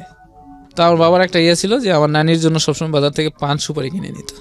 তো পান সুপারি কিনে নিয়ে ওইভাবেই গেছে। তখন আমার মা নানার বাড়িতে ছিল না, মামাও ছিল না। তখন আমাকে গিয়ে দিয়ে আসার কথা আর কি। আমি গেছি, আমার নানির কাছে বললো যে ওরা একটু ভালো মতো দেখে রাখেন, আমি তো ওর খেয়াল রাখতে পারি না, তো আপনাদের কাছে দিয়ে গেলাম, আপনারা ওরে মানুষ করেন। বাবা যখন চলে গেল তখন তো প্রথম কয়েকদিন আমার খুব সুন্দর কাটলো। মানে প্রথম অবস্থায় স্কুলে যাওয়া, স্কুলে ভর্তি হওয়া, স্কুলে যাওয়া আসা, বই কিনা, সব খরচই আমি পাইলাম। আর আমার নানির কাছ থেকে ওরা খাওয়ার খরচও দিয়ে দিত, নানি খাওয়ার খরচও সবাই দিত, মানে 3 জন মিলে খুব সুন্দরভাবে চলতো। এখন আমি এখানে একটু দুর্বল হয়ে গেছিলাম লেখাপড়ার প্রতি এরকম দুর্বল হয়েছিলাম যে আমি ইংলিশ সাবজেক্টটা একবারে পারতাম না। ইংলিশ সাবজেক্টটা মানে একবারেই আমি পারতাম না। তো এই বিষয়টা দ্বিতীয় পরীক্ষার পরে আমার মামাতো ভাই তদন্ত করে। তখন হাই স্কুলের হেডমাস্টার ছিল সম্পর্কে নানা এলাকায়, মানে আমাদের নানার বাড়ির পাশেই বাড়ি। আর আমার একটা মামা ছিল, ওনার কাছে প্রাইভেট পড়তাম। তো ওর সাথে আমার ওই মামার সাথে আর আমার মামাতো ভাইয়ের সাথে খুব ভালো একটা সম্পর্ক, প্রতিদিনই ফোনে কথাবার্তা হতো। আমার বিষয়টা হচ্ছে প্রায় আমাকে দিয়েছিল কোচিং আমার মামার কাছে। তাই আমি কোচিং করলে ওই ইংলিশটা যে পারতাম না, এটা তখন মামাটা বুঝতে পারছে আর কি পরে। এটা আমার মামাতো ভাই যখন বলছে যে ওর আসলে একটু ইন্টারভিউ নাও তো কেমন পারে লেখাপড়া, তারপরেই কিন্তু কোচিংটা দেওয়া হয়। আচ্ছা, কোচিংটা যখন দেওয়া হয় তখন তো মামা বুঝতে পারে জিনিসটা যে ও ইংলিশ পারে না আর অন্যান্য পড়ার প্রতি দুর্বল। আর মাস্টার যখন বলছে, মাস্টার সরাসরি আমার ক্লাসে সরাসরি আমাকে মানে টার্গেট করে ডাক দিয়ে আমাকে প্রশ্ন করে কয়েকটা। আচ্ছা, তা আমি যেগুলো প্রশ্ন করছি একটার উত্তর দিতে পারি নাই। এক কথায় আমি পুরোই মানে ভুলছিলাম, আমি কিছুই পারতাম না। তারপরে তো এই রিপোর্টটা মামার কাছে গেল। আস্তে আস্তে খাওয়ার খরচ বন্ধ হয়ে গেল। নানি বৃদ্ধ মানুষ, প্রতিবেশীদের কাজ করতো, একটু খাওয়ান দাওয়ান নিয়ে আসতো, খাইতো নিজে। এখন আমি নানির মধ্যে পড়ে গেলাম, বোঝা হয়। এখন মাও খরচ দেয় না, মামাতো ভাইও খরচ দেয় না, মামাও খরচ দেয় না, শুধু ইংলিশের কারণে, শুধু এই পড়ালেখার কম পারার কারণে। এমন সময় এসে গেল, ফাইনাল পরীক্ষার সময় এসে গেল। এর মধ্যে কিন্তু ক্লাস করতেছি, টুকটাক করে ক্লাস করতেই আছি, মানে লেখাপড়ার ছাড়ি নাই। পরে খরচ বন্ধ করে দিল, ডিরেক্টলি কিছু বললো না, খরচ বন্ধ করে যখন দিল তখন আমার নানি আমাকে বিভিন্ন ধরনের কথাবার্তা বলা শুরু করলো। আর এক বাড়ির ছেলে এই বাড়িতে এসে খায় থাকে, কেন আমি এগুলো বোঝা টানবো? আর আমার মায়ের কথা বলতো যে ওর আর দোষ আছে, ও কেন নিয়ে আসবে। মামার কথা বলতো ওদের আসলে কোনো ইয়ে নাই, মানে মানে জ্ঞান বুদ্ধি কিচ্ছু নাই, বাপের ছেলে বাপের কাছে থাকবে, আমার কাছে দিয়ে গেছে, তোরা নিয়ে যা, এরকম ধরনের কথাবার্তা বলতো। খাবার বসতাম, খাইতাম। তবে আমার নানি যত কিছুই মুখে বলতো, কিন্তু আসলে খাবার যখন দিত তখন মন ভরেই দিত। হ্যাঁ, তখন মুখে অনেক কিছুই বলতো, কিন্তু আমাকে খুবই ভালোবাসতো। পরে এই জিনিসটা নিয়ে যখন খরচ বন্ধ করে দিল টোটালি, তখন ফাইনাল পরীক্ষার সময়ও এসে গেছে। অ্যান্ড ফাইনাল পরীক্ষার ফিস দিতে হবে। ফাইনাল পরীক্ষার ফিসের কথা আমি সবার কাছে বলি, মার কাছে বলি, মামার কাছে বলি, মামাতো ভাইয়ের কাছে বলি। ফাইনাল পরীক্ষার ফিসের টাকা আর কেউ দেয় না। এখন নানি আমাকে বলে তুই রিক্সা চালা বা গাড়ি চালে টাকাটা দিই। আমি কই না নানি, আমি রিক্সা গাড়ি চালাতে পারবো না, আমি ছোট মানুষ, চালাতে গিয়ে জীবন দিব? মেন রোডে চালাতে গিয়ে আমি অ্যাক্সিডেন্ট করে বসলে তো তাহলে তুই কী করবি? আমি বলি তাহলে পড়ালেখা বাদ দিব, আর কিছু করার নেই আমার। তখন কইলো ঠিক আছে দেখ যেটা ভালো হয়। তা আমি স্কুলে যাওয়া বন্ধ করে দিলাম লজ্জার কারণে, টাকা দিতে পারি নাই। তাই পরীক্ষা হয়ে গেল, ফাইনাল পরীক্ষা। এর মধ্যে আমার মামাতো ভাই আমাকে ঢাকায় নিয়ে আসার প্ল্যান করছে, আর আমার মা ডিরেক্টলি না করে দিছে যে না, আমি ওকে আমার কাছে রাখবো না। আমি ঢাকায় থাকলে বিভিন্ন মানুষের সাথে কথাবার্তা বলি, একটা পুরুষ মানুষের সাথে কথা বললে ও সন্দেহ করে, ওর বাবার মতো সন্দেহ করবে, বা ওর বাবার মতো সন্দেহ করে একটা কথা বলবে, মানুষজন খারাপ মনে করবে। আমার সবার সাথে মিশতে হয়, এই জন্য আমি ওরে নিয়ে আসবো না। আর ওই যে আগের বিষয়টা বললাম, যেটা যে আমার সব কথাগুলো, যে মার কথাগুলো প্রকাশ করছিলাম, এই জন্য আমার মায়ের কাছে আমি ভালো ছিলাম না। পরে যখন মামাতো ভাই প্ল্যান করলো, মাক না জানায় একটা প্ল্যান করলো, সেটা হচ্ছে হাউজের একটা কাজ। হাউজের কাজ একজন কোম্পানির ডিরেক্টর, তার খেদমত করা, যেমন অফিস টাইমে নাস্তা দেওয়া, তারপরে শু পরিষ্কার করা, জুতা মুছা গোছানো বা গোছিয়ে রাখা, ইত্যাদি ইত্যাদি কাজ করার জন্য তখন আমাকে ডাক দিল। তখন আমি ঢাকা চলে আসলাম, মামাতো ভাইয়ের অফিসে গেলাম। মামাতো ভাই ডাইরেক্ট নিয়ে গেল ওই স্যারের কাছে, স্যারের বাসায়। মা কিন্তু জানে না কিছু, মামাও কিছু জানে না। তো আমাকে ওখানে নিয়ে চাকরি দিল, 1200 টাকা বেতন মাসে। আমার কাছে অনেক কিছু, 1200 টাকা বেতনের কাজ পাইছি, আর কি লাগে। এরকম করতে করতে 8 মাস করলাম, করার পরে 1800 টাকা বেতন হলো। বেতন হওয়ার পর ইতোমধ্যে আমার খালু বিদেশে যাবে, এটা 2008-এর কথা সম্ভব। বিদেশ যাবে, খালুর কাছে আমার টাকা নাই। তো আমি যে কাজ করে টাকাগুলো জমাইছিলাম, আর স্যারে কিছু টাকা আমাকে বকশিশ দিত, পার্টি হতো মাঝে মাঝে, কিছু টাকা পাইতাম। মোটামুটি 10,000 টাকা গোছাইছিলাম, মানে মাসের বেতন বাদেও 10,000 টাকা আমি গোছাই। মাসের বেতন কিন্তু আমি মামাতো ভাইয়ের কাছে রাখতাম, যে তোমার কাছে তুমি জমা রাখো, আমার কাছে তো টাকা রাখার জায়গা নেই। এগুলো বাদে আমি 10,000 টাকা গোছাইছিলাম। গোছাই আমার ওই খালুর এমন পরিস্থিতি হয়ে গেছে, টাকা জমা দিতে না পারলে আর সে বিদেশ যেতে পারবে না, বা টাকাও ফেরত পাবে না। তা আমি ওই বিপদের সময় 10,000 টাকা তাকে দিই, 10,000 টাকা তার ভাইয়ের হাতে দিই। তার ভাই নিয়ে তার কাজে মানে ব্যবহার করে, টাকাগুলো নাই। নেওয়ার পরে ওনার কাজ তো হয়ে গেল, আল্লাহর রহমতে উনি সবার কাছে আমার প্রশংসা করছে, যে ছোট্ট একটা মানুষ, সে আমাকে 10,000 টাকা দিয়ে হেল্প করছে। আর যেটুকু সান্ত্বনা দিছে, আমি অনেক সান্ত্বনা দিয়েছি, যে আপনি কোনো টেনশন করবেন না, এদিকে আমি দেখব। তো খালু যখন বাইরে গেল, সংসারের বাইরে গেলে তো একটা মানুষ এস্টাবলিশ হয় না, সহজে টাকা পাঠাতে পারে না। তখন ওই খালার বাড়ির খালাতো ভাই বোন 2 জন, ভাই একটা বোন একটা, আর খালা, এই 3 জন মিলে একটা সংসারে একটা খরচ আছে, লেখাপড়ার খরচ সহ। তখন 7ম শ্রেণীতে পড়তো আমার খালাতো ভাই, আর আমার খালাতো বোন পড়তো 6ষ্ঠ শ্রেণীতে। এদের একটা লেখাপড়ার খরচ, এই খরচটা আমি প্রায় 1 বছরের মতো বহন করে গেলাম খালু বিদেশ যাওয়ার পর। এই চাকরি করেই এই খরচটা প্রতি মাসে বহন করে দিতাম, প্রতি মাসে 1500 2000 করে টাকা দিতাম। যখন এই টাকাটা দিতাম তখন নিয়ে খরচ করতো, আবার অসুখ বিসুখ হলে আমার কাছে ফোন দিত, আমি টাকা পাঠাতাম। তারপরে এরকম করতে করতে চাকরি করতে করতে আর একটা চাকরি নিলাম, ক্রিয়েটিভ নামের একটা কোম্পানি ছিল, এমব্রয়ডারি কাজ। তখন ওটা আমি বাসায় থাকতাম। তারপরে আমি মার সাথে বাসায় থাকলাম, মানে মার সাথে, মামার সাথে, মামাতো ভাইয়ের সাথে বাসায় থাকলাম। ওখান থেকে যাওয়া আসা করে ডিউটি করতাম। ডিউটি করতে করতে আমাকে কোন বিভাগে দিবে, বা কি হিসাবে, লেবার মানে হেল্পার হিসাবে দিবে, না অপারেটর হিসাবে দিবে, বা সিনিয়র সহকারী অপারেটর খুঁজে পায় নাই। পরে আমাকে লোডার হিসাবে নিয়োগ দিয়েছে। তা লোডার হিসাবে দিলে তো নিচে মাল আসলে উঠাতাম। তো সবসময় মাল না আসলে আমাকে হেল্পারি কাজ করতে বলতো আমাকে PM স্যার। তা আমি বললাম, PM স্যারকে বললাম যে স্যার আমার কাজ তো আর কেউ করে না, তা আমাকে দিয়ে এগুলো কাজ করাবেন কেন? তখন PM স্যার আমাকে ডিরেক্টলি বলে, তুমি যদি এরকম করে করতে পারো তাহলে করো, কাজ করো, আর না হলে তুমি চলে যাও। তা আমি বললাম স্যার আমি চলে গেলাম, ওতে যাও, বের হয়ে আসি। আমি বের হয়ে যখন চলে আসছি, তখন সম্ভবত 17 দিন ডিউটি করছিলাম। পরে বেতনটা পেলাম 1 তারিখে বেতন দিয়ে দিল। পরে আমি আরেকটা চাকরি নিলাম বাড়িধারা পার্কের পিছনে একটা বাসা। 2 মাস চাকরি করার পর আমার বড় আব্বুর ছেলের বিয়ে, বড় ভাইয়ের বিয়ে লাগলো, আমি বাড়িতে গেলাম। আমাদের চাকরি করলে রিজাইন দিয়ে বাড়িতে গেলাম। বাড়িতে গিয়ে কিছুদিন থাকলাম, থাকার পরে আবার ঢাকায় আসলাম।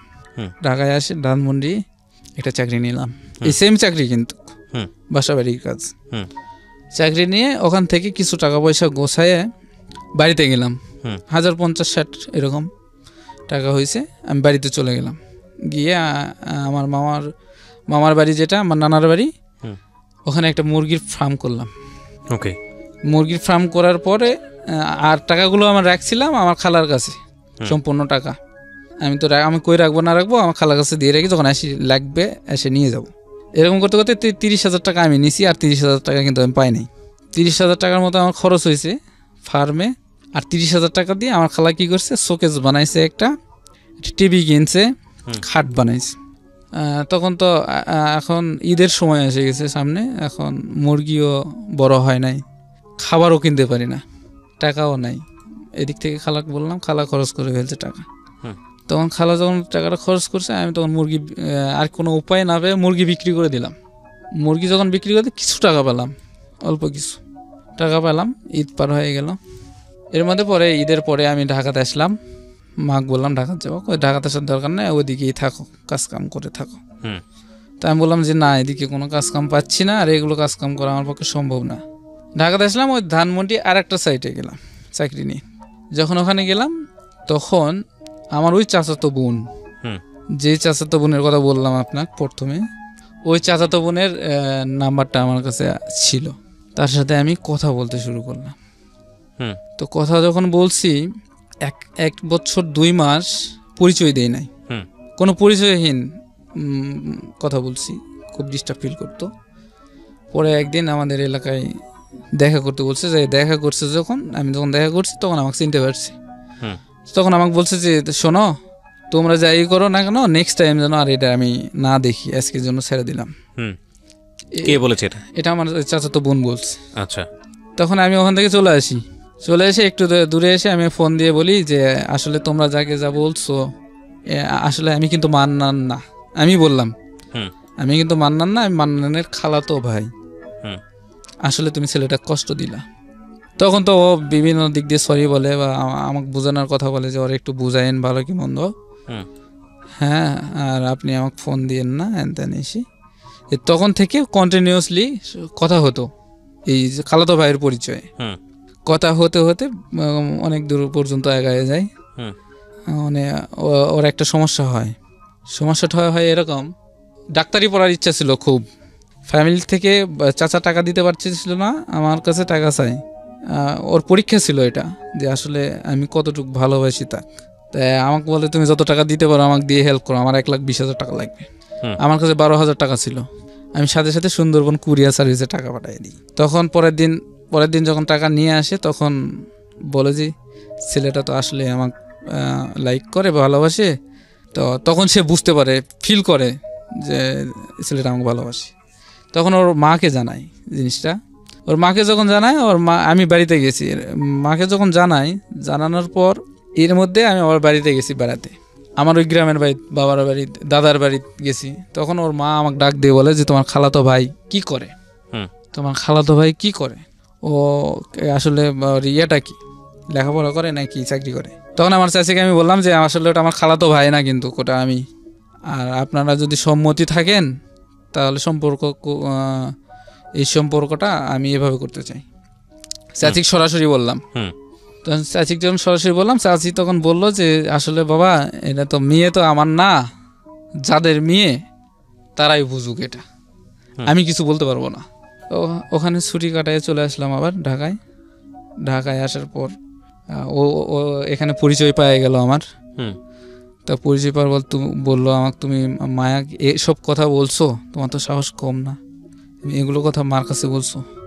আমি বলছি যেটা সত্যি আমি সেটা বলছি, এখন রিসিভ করবা না ডিলিট করবা সেটা তোমার ব্যাপার। কিন্তু আমার একটা আবেগ ছিল ছোটোর থেকে, এটা আমি জানাইছি, এখন তোমার ব্যাপার, তুমি কি করবে। কয় এটা জীবনে অপসিবল না। পসিবল না, পসিবল হলেও মানুষ যেগুলো কথা বলবে আমি সেগুলো কথা শুনতে পারবো না। তখন আমি অফার করছিলাম যে তুমি কি মানুষের কাছে থাকবা, তুমি তো থাকবা আমার কাছে, আমি তোমাকে অনেক দূরে রাখবো মানুষের থেকে। তারপরও পছন্দ করো নাই, এটা ইগনোর করে চলছে। এটা করতে করতে ধানমন্ডির চাকরির থেকে ওখান থেকে আবার গন্ডগোল হয়, চাচার সাথে আমার বাবার গন্ডগোল হয়। ও আবার কমপ্লেন করছে যে আমাকে ডিস্টার্ব করে হ্যান দেন এসে, তো ওকে আমি পছন্দ করি না, ও আমাকে বারবার ফোন দেয় এই সেই। আবার এর মধ্যে আবার বাড়িতে যাই, বাড়িতে গিয়ে চাচাকে বুঝাই বলি যে চাচা যে আমার এই টাকাগুলো নিচে, টাকাগুলো দিয়ে দেন, আমি এখন খুব সমস্যায় আছি। তখন চাচা ওর মেয়ে ডাক দিয়ে যখন বলে যে আর সত্যি তুমি টাকাটা কি নিছো, তখন পবিত্র কোরআন শরীফ নিয়ে শপথ করে যে আমি ওকে চিনি না, আমি ওর সাথে কথাও বলি নাই, বা আমি ওর টাকাও নেই নাই, সরাসরি এই কথা বলে, মিথ্যা কথা বলে। তখন আমার চাচা প্রচুর রাগ হয় আমার উপর। চাচা কেন, চাচার যতগুলো ভাই আছে, বাবা আছে, সবাই রাগ হয়। এমনিতেই তো শত্রুতার মতো একটা সিস্টেম, আবারও রাগ হয়ে যায়। পরবর্তীতে আমার বাবা ফোন করে আমাকে বললো যে তুমি বাবা এখানে আসো না, আসলে ওরা রাগ হয়ে আছে, তোমাকে কিছু একটা করে ফেলবে, এটার পরে সমস্যা হবে। তো আমি বলবো ঠিক আছে আমি আসতেছি। তখন বললাম যে আমি আসতেছি। পরে চিন্তা করলাম যে আমি যাব না, দরকার নেই গন্ডগোল করার, টাকা নিয়ে গেছে জায়গা। কিছুদিন পর আমার চাচাতো বোনের বিয়ে লাগলো। পরে বিয়ের সময় আমি গেলাম যখন, তখন আমি শুনলাম যে ওর বিয়ে হয়ে গেছে। আমাদের স্কুল পড়ার একটা ছেলের সাথে পরিচিত হয়। আমি পড়তাম 4-এ, ও তখন 5-এ পড়তো, ওই ক্লাস 5-এ পড়তো। পরে যখন বিয়ে শাদী হয়ে গেছে তখন তা আমার আর দুঃখ করারও কিছু নাই, কষ্টেরও কিছু নাই। আমি ওইভাবে থাকলাম, থাকতে আবার ঢাকায় চলে আসলাম। ঢাকায় এসে একটা মেয়েকে পছন্দ করলাম, ওই ভাষার কাজ করতে করতে ধানমন্ডি থেকে একটা মেয়েকে পছন্দ করতে আর কাজ করতে করতে একদিন দেখে খুব চেনা লাগে। যখন চেনা লাগে তখন ভালো করে দেখার চেষ্টা করি, কাপড় চোপড় পরিষ্কার করতাম, ধুতাম, ফ্লোর পরিষ্কার করতাম, ছাদে যাইতাম কাপড় লাটতে। তো সবসময় ফলো করতাম যে মেয়েটা ছাদে কখন ওঠে। তো আমাদের সাথে আরও ছিল সুমির ভাই, শফিকুল ভাই, ওরাও বলতো কি ব্যাপার তুমি এখানে ওয়েট করো কিসের জন্য। আমাদের ভাই ওই মেয়েটাকে না আমার খুব ভালো লাগে, আমি ওই মেয়েটাকে খুব ভালোবাসি, মানে পছন্দ করি। তো এরকম বলতে হঠাৎ করে একদিন ছাদে ওঠে, দেখা হয়ে যায় সরাসরি। তো যখন সরাসরি দেখা হয় তখন আমি বলি যে আমি তোমাকে লাভ করি, তুমি কি বলো, তুমি যদি বলো তাহলে আমি সব ব্যবস্থা করব। ও কিছু বলে না, ও হাসি দিয়ে নিচে নামে চলে যায়। এর মধ্যে আমাদের বাসার থেকে পাশের বাসা ছিল, ওটা পাশের বাসা, আমাদের এই বাসায় 2টা মেয়ে ছিল, ওরাও কাজ করতো। তো ওর সাথে আর এর সাথে কথাবার্তা হতো, একই ফ্লোর কিন্তু 3তলা কথাবার্তা বলতো। যখন কথাবার্তা বলতো তো ওর একটা বিআইয়ের নাম্বার আমার কাছে পাঠায়, মানে হচ্ছে ওর বিআই, ওর বোনের স্বামীর ভাই। তো যখন পাঠায় তখন আমি ওর সাথে কথা বলি, ওর বিআইয়ের সাথে কথা বলি, এবং আমরা বন্ধুত্ব বানাই, মানে একজন অপরের বন্ধু হিসেবে আমরা কথা বলতাম। তো বন্ধু হিসেবে যখন কথা বলতাম তখন এক সময় দেখলাম যে আমার ওই মেয়েটার কথাবার্তা যখন বলতাম তখন ও বলতো যে মেয়েটাকে আমি পছন্দ করি, ও আমার ভাইয়ের শালি। আমি বলছি ভাই ওকে তো আমিও পছন্দ করি। হ্যাঁ, পরে আমি ওর সাথে বন্ধুত্ব হয়, অনেকদিন কথা হয়। পরে বললো যে ভাই একদিন আসেন আমাদের এলাকা দেখে যান। তা আমি কি করলাম, যখন গেলাম তখন তো আমার ওই বন্ধু অবাক যে শহরের থেকে আমার বন্ধু আসছে। ও ছিল মানে ময়লা শরীরে, খালি গায়ে, অবাক হয়ে গেছে। তখন বললো যে একটু বসেন, আমি আসতেছি যখন বলে চলে গেল। আবার 10 মিনিট পরে আসলো, তারপরে 10 মিনিট পরে আসলো, আমাকে বাসায় নিয়ে গেল। সেদিন আর কোনো জায়গা বের হলাম না। পরের দিন আমি এই মেয়েটার বাড়িতে গেলাম। ও কিন্তু জানতো যে আমি ও একটা বিশ্বাস ছিল ওর যে মেয়েটা ওকে ভালোবাসে, বাট ওর সাথে যতই ছেলে আসুক বা যাই হোক না কেন আমাকে ছেড়ে যাবে না। ও এই বিষয়টা এরকম করে মাথায় নিয়েছিল বিষয়টা। পরে আমি মেয়ের বাড়িতে যাই।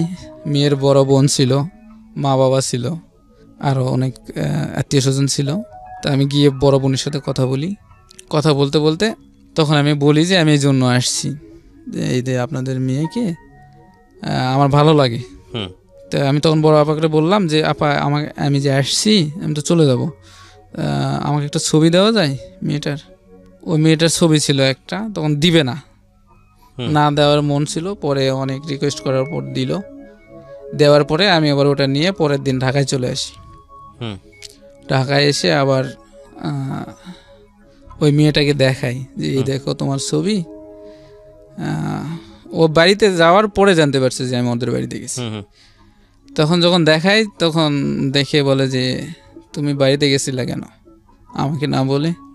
তো আমি বলছি আমি তোমার তথ্য নিতে গেছি, আসলে তোমার তথ্যটা তোমাকে আমাকে ভালো লাগছে, তো তোমার তথ্য নিতে গেছি, এই জন্য তোমার বাড়িতে। আসলে এরকম করে কেউ তো আমার সাথে সময় দেয় না, বা তোমার জন্য আমি অপেক্ষা করি, তুমি আমার জন্য অপেক্ষা করো বারান্দায়, তো এরকম কেউ অপেক্ষা করে না, এই জন্য গেছি।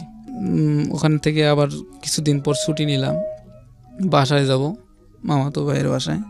যখন মামাতো ভাইয়ের বাসায় গেলাম ছুটি নিয়ে, মামাতো ভাইকে দেখালাম যে ভাইয়া এই ছবিটা দেখেন, এই ছবিটা দেখে আপনি মামার সাথে কথা বলেন, মার সাথে কথা বলেন, এই মেয়েটাকে আমার ভালো লাগে। আমি এই মেয়েটার বাড়িতে গেছিলাম, প্লাস কথাবার্তাও বলছি। তখন আমার মামাতো ভাই বলতেছে যে তুই বাড়িতে গেছিলি অথচ আমরা জানি না, তার মানে তুই বিয়ে করে ফেলছিস, এখন তুই আমার সাথে ফাজলামি করতেছিস। তখন আমি বললাম যে না, আমি বিয়ে করি নাই, জাস্ট গেছিলাম। আর তোমাদের যদি কোনো সম্মতি না, তোমাদের যদি কোনো আপত্তি থাকে তাহলে জিনিসটা বাদ, এই পর্যন্তই থাকো। আর যদি তোমাদের আপত্তি না থাকে তাহলে মেয়েটার খোঁজ খবর নিতে পারো। আমি মেয়েটার বাড়িতে গেছিলাম। তো এই কথা বলার পর আমি তো ছুটি কাটায় আবার চাকরিতে চলে গেছি, কাজে চলে গেছি। এদিকে ফাটাই ফেলছি কি যে মেয়েটাকে বিয়ে করছে আমার মামা, আমার খালা, আমার মা, আমার মামাতো ভাই, বাড়ির সবাই। মান্নানে এই কাজ করে ফেলছে, বিয়ে করে ফেলছে, একটা অপরিচিত মেয়ে বিয়ে করে ফেলছে। ইতিমধ্যেই আমি আবার এমার্জেন্সি ছুটি নিছি, বাড়িতে যাব। তো আমি যেদিন ছুটি নিছি মাও ছুটি নিয়েছে।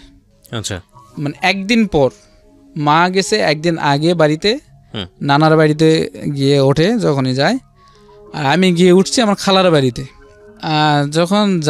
মা যখন যায় তো মা একদিন আগে চলে গেছে আর আমি একদিন পরে গেছি।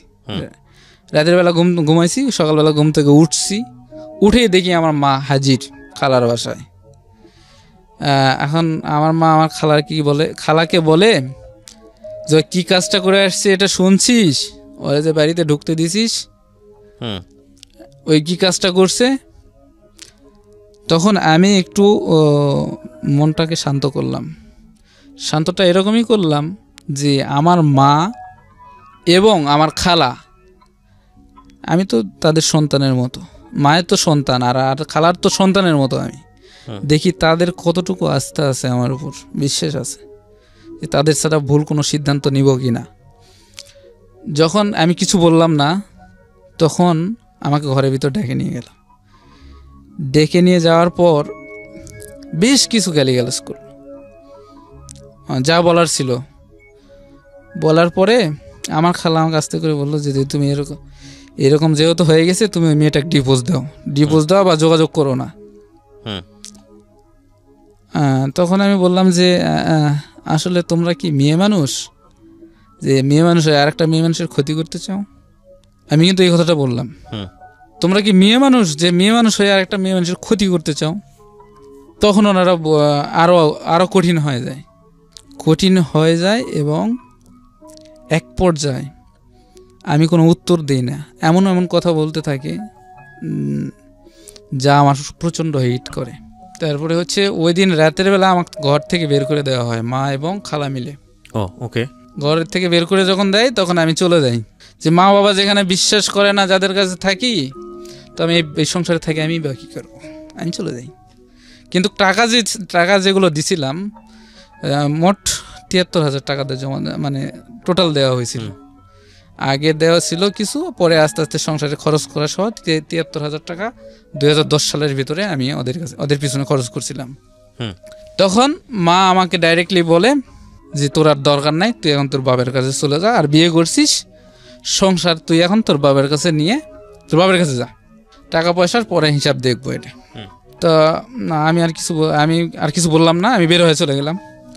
গিয়ে আমি স্টেশনে বসে চিন্তা করলাম যে বাবা মা আমাকে শাসন করছে, কিন্তু মাকে তো আমি সত্যি কথাটা বলি নাই।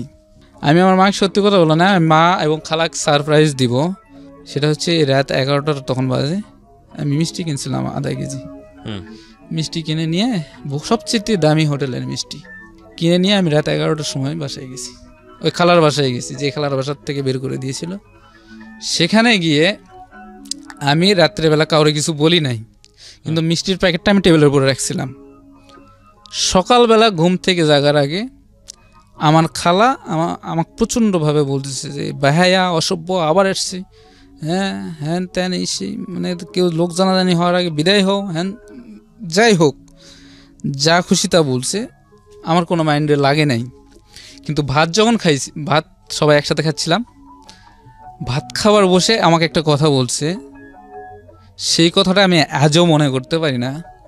কথাটা কি আমি স্মরণও করতে পারি না, কিন্তু আমার কাছে এতটাই খারাপ লাগছে যে আমি ভাতের থালার ওখানে রেখে হাত ধুয়ে এক কাপড় চোপড় নিয়ে আমি চলে আসি ঢাকায়। সাথে সাথে যখন আমি বের হয়ে বাড়ির থেকে, তখন একটা নিয়ত করি যে আমি ওই মেয়েটাকে বিয়ে করে নিয়ে আসবো। পরবর্তীতে আসলাম, আমার ওই যে চাকরিটা ছিল ওটা আর নাই, চলে গেল। পরে আমি সিকিউরিটি গার্ডের চাকরি নিলাম ওই মেয়েটার কাছে থাকার জন্য। সিকিউরিটি গার্ডের চাকরি নিলাম, বেশ কিছুদিন ডিউটি করতে করতে করতে করতে এরকম হয়ে গেল। মেয়েটা আবার চলে গেল 16ই ডিসেম্বরে বাড়িতে ছুটিতে গেল। যখন ছুটিতে গেল, ছুটির থেকে আবার আসবে না, কিন্তু আমার কারণেই আসছিল, যেটা আমি বুঝতে পারি নাই। এর মধ্যে আবার ওই যে বাসায় থাকতো, সেই বাসাটা ছিল আমাদের এলাকার ডাক্তারের বাসা। ওদের বাড়িতে গেলাম, ওরাও ছুটি নিয়ে যেতে বললাম, ছুটি নিয়ে তুমিও আসো। আমি আগে গেলাম। যখন আগে গেলাম, বিয়ে শাদির ব্যাপারে কথা বললাম, শ্বশুর শাশুড়ির সাথে কথা বললাম, ফুপা শ্বশুরের সাথে কথা বললাম। সবাই বলছে সবই ঠিক আছে, তুমি সব কিছুই বলছো, সব কিছুই শুনছি, কিন্তু তোমার বাবাকে ডাকতে হবে, তাহলে আমরা বিয়ে দিব। তখন আমি আমার ওই একটা ভাই ছিল, ওই সুমন্দি ধরতে গেলে বড় ভাইয়ের সাথে কথা বললাম যে ভাইয়া আব্বার কাছে তো ফোন দিবেন, কিন্তু হার্ডলি কথা বলতে হবে, নর্মালি কথা বললে কিন্তু আসবে না। হ্যাঁ, তখনই উনি বুঝতে পারলো জিনিসটা আসলে কীভাবে কথা বলতে হবে। তখন আমার বাবার কাছে ফোন দিল। ফোন দিয়ে যখন বললো এই কথা, বাবা তো পাগলের মতো অবস্থা হয়ে গেছে যে আমার ছেলেকে আটকায় রাখছে, হ্যান তেন। অথচ কিন্তু আটকায় রাখে নাই, এটা আমিই বলাইছিলাম। পরের দিন বাবা আসলো, বাবার সাথে আমার একটা খালু আসলো, ওই সম্বন্ধের খালু আসলো, আমাদের বিয়ে হলো। বিয়ে হওয়ার পর আমরা বাড়িতে চলে গেলাম, কিন্তু বিয়ে পড়ানোর আগে মার কাছে ফোন দিয়েছিলাম যে মা এখন আমরা বিয়ে করি নাই, আমরা বিয়ে করবো আগামীকালকে, তুমি কি আসবা? এই কথাটা বলার পরে বাবার কাছে ফোন দেওয়া হয়েছিল। পরে চলে গেলাম বাড়িতে বাবার কাছে। যখন গেলাম, মানে থাকলাম কিছুদিন, সপ্তাহখানিক থাকলাম। মানে এই যে যাতায়াতের যে খরচটা, আমার শ্বশুর বাড়ি কিন্তু কিশোরগঞ্জ আর আমার বাড়ি নওগাঁ জেলায়। এখান থেকে অনেক ভাড়ার একটা খরচ, জার্নিং খরচটা অনেক বেশি। 12,000 টাকা কিস্তির উপর নিয়েছে আমার বাবা। কিস্তির উপর নিয়ে আমি বিয়ে শাদী করছি। করার পরে সপ্তাহে 200 টাকা আমাকে দেওয়া লাগতো প্রতি সপ্তাহে। কাজকাম করতাম, দিতাম। এক সপ্তাহ যাওয়ার পর আবার শ্বশুর বাড়িতে আসলাম। শ্বশুর বাড়ি থেকে আবার বাড়িতে গেলাম। বাড়িতে গিয়ে এখন আমি কি কাজ করব?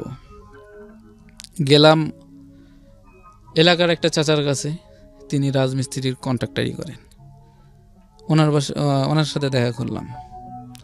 দেখা করার পর চাচাকে বললাম যে চাচা আমাকে একটা কাজ দেন, আমি তো এর অবস্থা, আমি তো বিয়ে শাদী করছি, এখন তো বসে থাকা চলে না, কাজ তো করতে। প্রথম দিন আমাকে এমন একটা কাজ দিল, টুকরির মধ্যে করে মাটি কাটা, মানে টুকরির মধ্যে করে মাটি নিয়ে, মাটি মাথায় নিয়ে উপরে নিয়ে যায় ফেলানো, মানে হাউস গর্ত করা, সে মাটি দিত কীরকম, যতক্ষণ না বড়তো ততক্ষণ মাটি দিতেই থাকতো। আমি একটার বেশি ফেলাতে পারতাম না, একটা ফেলায় রেস্ট নেওয়া লাগতো। পরে অনেক কষ্ট হলো, 2 দিন কাজ করলাম, কাজ সবার সাথে তাল মিলে করতে পারতাম না। চাচাও তখন আমাকে কেউ সাথে নিত না, একজনের সাথে নিত না, যে ও কাজ পারে না, ওরা নিয়ে আমি কী করব। এরকম ধরনের 2 দিন করার পর 3 দিনের দিন চাচা আমাকে বললো, বাবা তোমার তো এই অবস্থা, তোমার তো এরকম হবে না। তখন আমি কি করব উপায় না পেয়ে আবার চলে আসি ঢাকায় মিরপুরে আসি। এখানে 2 মাসের মতো থাকি স্বামী স্ত্রী একসাথেই। 2 দিন মনে হয় গার্মেন্টসেও চাকরি করছি, পেঁয়াজের ব্যবসা করছি, করে এখানেও চলতে পারি না। আবার বাড়িতে চলে গেলাম। বাড়িতে গিয়ে এবার কাজ শুরু করলাম আর একটা মিস্ত্রির সাথে। তো ওনার সাথে বেশ কিছুদিন কাজ করলাম, করার পর ধীরে ধীরে সংসার অগ্রসর আগাতে থাকলো। থাকার পর এর মধ্যে অনেক কষ্ট, কিস্তির টাকা, সংসারের খরচ। বেতন ছিল 200 টাকা। তো এরকম করে করে চলতাম। একদিন কাজ না করলে পরের দিনের খাবার জুটতো না। আমার সব কিছু কিনা, শুধু পানিটা বাদে সব কিছু, লাকড়ি, কন, চাল ডাল ইত্যাদি আছে সব। বাবা মা তো আলাদা হয়ে গেছে, আমিও আলাদা হয়ে গেছি। পায়ে আমার প্রচণ্ড বড় ফোড়া বের হয়েছে। কাজে না গেলে খাবার জুটবে না। আমি মিস্ত্রিকে বললাম যে ভাই এই অবস্থা। কয় তুই কাজে আসিস, আমি তোর একটু হেল্প করবো নি। তো তারপর করলাম যে ঠিক আছে তাহলে আমি যাবো নি। পরে দেখি যে না, কাজে গেলাম, আমার একটু রেস্ট দিল, মানে শুকনা কাজগুলো দিল। পায়ে প্রচণ্ড ব্যথা, ড্যান পায়ে 2টা ফোড়া বাড়াইছে একসাথে। পরে কাজ টাজ করলাম। এরকম করতে করতে এমন একদিন আসলো যে ওই মিস্ত্রি টাকা পায় নাই, রাতের বেলা টাকা দিবে 10টার সময়, আর আমার বাজার করতে হবে, বাজার না করলে রাতের খাবার হবে না। টাকা পাবে রাত 10টার সময়। এখন এই রাতটা আমার না খাই কাটালাম, আমরা না খাই কাটালাম একটা রাত। পরের দিন সকালে টাকা পাইলাম, বাজার করলাম। এই কথাটা কিন্তু আমার বাবা মা বাড়ির কেউ জানে না, এখনো পর্যন্ত জানে না। পরে ওখান থেকে কাজ করতে করতে করতে করতে ইট ভাটায় কাজ করলাম। যখন ইট ভাটার কাঁচা ইট ভ্যান গাড়িতে করে 100 টাকা করে ইট নিয়ে আমি ওই ইয়ের ভিতরে দিতাম। 10 টাকা গাড়ি ছিল, যত টাকা যতটা নিতে পারতাম ততটা টাকা পাইতাম। এই টাকা মানে এরকম করতে করতে করতে করতে একটা সিজন চলে যায়। যখন বর্ষাকাল আসে তখন ইট ভাটার কিছু লাইট নষ্ট হয়ে গেছে, মানে অকার্যকর হয়ে গেছে। ওই লাইটগুলো ঠিক করতে চায়, মেরামত করতে চায়, মিস্ত্রি খুঁজে পায় না। তাই আমি তো ঢাকার থাকছি, আমি ছোটোর থেকে একটু এগুলো জিনিস নিয়ে ইচ্ছে করে কারেন্টের শর্ট খাইতাম ইত্যাদি, মানে ইন্টারেস্টেড ছিলাম। তা আমি বললাম যে ম্যানেজার পরিচিত, মালিকও পরিচিত। তো আমি বললাম যে মানুষটাকে লাভ নেই, তাহলে আমি একটু কাজটা করে দিই, এই জিনিসগুলো আনান, আমি কাজটা করি। পরে নিয়ে এসে দিল, আমি কাজটা সম্পূর্ণ করতে পারলে আমাকে 400 টাকা দেওয়া হয়। তো আমি তখনই চিন্তা করলাম, একটা জিনিস চিন্তা করলাম যে আমি কেন মানুষের পিছনে ঘুরি, হিসাবে তো মানুষের আমার পিছনে ঘোরা উচিত। আমি এমন কিছু করব যাতে মানুষ আমাকে ডাকে বা খোঁজে। তখন থেকে আমি এরকম হার্ডলি একটা মনের মধ্যে শক্ত করে একটা প্রশ্নবিদ্ধ করলাম, মানে আমি এইরকম একটা সিদ্ধান্ত নিলাম যে আমি এমন একটা কিছু করব যে মানুষ যেন আমার বাড়িতে এসে খোঁজে, আমি যেন কাজ খুঁজতে মানুষের বাড়িতে না যাই। তখন আমি ওই ইলেকট্রিক্যাল কাজটা ওখান থেকে শুরু করি। উনি যখন 400 টাকা দেয়, আমার কাছে ছিল 300 টাকা। 700 টাকা নিয়ে আমি 2টা প্লাস কিনি, 2টা স্ক্রুড্রাইভার কিনি। আমার কিন্তু সংসারের প্রচুর অভাব, আমি কিন্তু খুব সহজেই বলেছি, আমার খুবই অভাব, যা বলার মতো না। তার মধ্যে আমি আবার কাজ জানতাম না। এই টাকা নিয়ে আমি ভ্যান গাড়ি নিয়ে চলে গেছি আমাদের শহরে প্লাস স্ক্রুড্রাইভার কিনলাম। কিনে বাড়িতে আসলাম, আমার বউ আমার প্রতি খুব রাগ, এই এত কষ্টের সময় তুমি এগুলো জিনিস কিনছো, এগুলো দিয়ে আমি কি করব, এগুলো দিয়ে ভাত রান্না খাবো। যাই হোক অনেক কথাবার্তা। তারপরে আবার কিছুদিন পরে আবার চিন্তা করলাম যে কিছু লিফলেট দেওয়া যায় এলাকায়, যেহেতু কাজ করতে পারবো। তখন 1000 লিফলেট ছাপানো হলো। করার পরে দেখি 2-1টা কাজ আসা শুরু করলো। তখন ওই ভাটার মালিক ছিল, মামা বলে ডাকতাম, খুব হেল্প করছে ওই সময়টায়। তখন মামা আমাকে বললো যে শোনো, তুমি যখন এই কাজটা করতে চাও তাহলে তোমার জন্য একটা সুযোগ আছে। যুব উন্নয়ন অধিদপ্তর ট্রেনিং সেন্টার খুলছে, তুমি ওখানে ট্রেনিং নাও, তোমার জন্য একটা পজিটিভ হবে। তা আমি মামাকে বললাম, মামা কি কি বিষয় আসে? 8% সার্টিফিকেট লাগবে আর 300 টাকা ভর্তি ফি লাগবে। তা আমি বললাম 300 টাকা তো আমি 3 মাসেও একসাথে দেখে বলবো, জোগাড় করতে পারবো না। তা আমি 300 টাকা আপনার কীভাবে ভর্তি হই, আর 8% সার্টিফিকেট নিলে গেলে আরও 500 টাকা লাগবে। তখন বলো যেভাবেই হোক ব্যবস্থা করো, তোমার টাকা লাগলে আমার কাছ থেকে নিয়ে যাও, আমি কাজ করে শোধ করে দিও। তো সত্যি দিল, ব্যক্তি টাকা দিল। আমি চলে গেলাম যুব উন্নয়ন অধিদপ্তরে, 8% একটা সার্টিফিকেট নিলাম একটা মাস্টারের কাছ থেকে, নিয়ে আমি ওই স্যারের কাছে গেলাম, গিয়ে টাকা জমা দিয়ে অ্যাডমিশন নিয়ে আসলাম। তো অ্যাডমিশন যখন নিয়ে আসলাম, প্রথমে আমার কোর্সটা ছিল ইলেকট্রনিক্স। 11টার থেকে দুপুর 2টা পর্যন্ত আমি ক্লাস করতাম। আচ্ছা। আর 3টার থেকে আবার সন্ধ্যা পর্যন্ত ভাড়ায় কাজ করতাম। এই সুযোগটা দেওয়ার কারণে আমাকে 120 টাকা রোজ দিত, 120 টাকা হিসাবে হাজিরা দিত। তো এটাও টিকলো না, কয়েকদিন পরে এটা ম্যাচিউর হয়ে গেল। 2-4 দিন করার পরে এভাবে মানলো না আর। তো যখন মানলো না তখন অন্য ব্যবস্থা করা হলো। এভাবেই চলতে থাকলো, সংসারও চালাচ্ছি। বাচ্চা হয়েছে 2013 সালে। বাচ্চারও খরচ আছে, ফ্যামিলিরও খরচ। এদিকে আবার কিস্তি নিয়েছিলাম, কিস্তির টাকা দিয়ে ভ্যান কিনছিলাম, ভ্যানও চালাই, সংসারও করি। পরে এই পরীক্ষা ট্রেনিং শেষ করলাম। ট্রেনিং শেষের পরে একটা দোকান নিলাম মোড়ের মধ্যে। দোকানটা নিলাম, নিয়ে এখানে দেখেন মামার সাথে কথা বললাম যে মামা আমাকে একটু বিদ্যুৎ দিতে হবে, সাইটের থেকে বিদ্যুৎ দিলে আমি কাজটা করতে পারবো। তো মামা বললো ঠিক আছে, তুমি দোকান করো, বিদ্যুৎ আমি তোমাকে দিব। কিন্তু দোকান করার পরে আমার কাছ থেকে সে দাবি করে 1000 টাকা, না হলে আমি বিদ্যুৎ দিব না, কারণ এটা তো ব্যবসা করবে সে। তাই আমি বললাম মামা, তো আপনি আগেই কথাটা বললেন না, এত টাকা খরচ করলাম, কিস্তি থেকে টাকা তুলে দোকান নিলাম, কি করা যায়। তবে পরে আর একটা দোকান থেকে ইলেকট্রিক কারেন্ট নিয়ে চলতে কিছুদিন কাজ হতো। 1 সপ্তাহ কাজ হলে 2 সপ্তাহ হতো না, 2 সপ্তাহ হলে 3 সপ্তাহ হতো না, মানে একবারেই। আবার বাকি কাস্টমার বেশি। পরে আমি কি করব, আমি আর কোনো উপায় না পাই ভ্যান বিক্রি করে দিই। ভ্যান বিক্রি করে দিয়ে ঢাকায় আসি রিক্সা চালানোর উদ্দেশ্যে। ঢাকা মিরপুরে আসি, রিক্সা চালাই বেশ কিছুদিন। এর মধ্যে ফ্যানের কয়েল বাঁধা শিখি। মিরপুরে এসে ফ্যানের কয়েল বাঁধা শিখি, নিজে ট্রাই করে বই দেখে। আমি অনেকের কাছ থেকে শিখতে চাইছি, কেউ শেখায় নাই। পরে আমি নিজেই ট্রাই করছি, বই দেখে শিখছি। পরে রামপুরা একটা চাকরি নিলাম, বয়স্ক মানুষের সেবা যত্ন করা।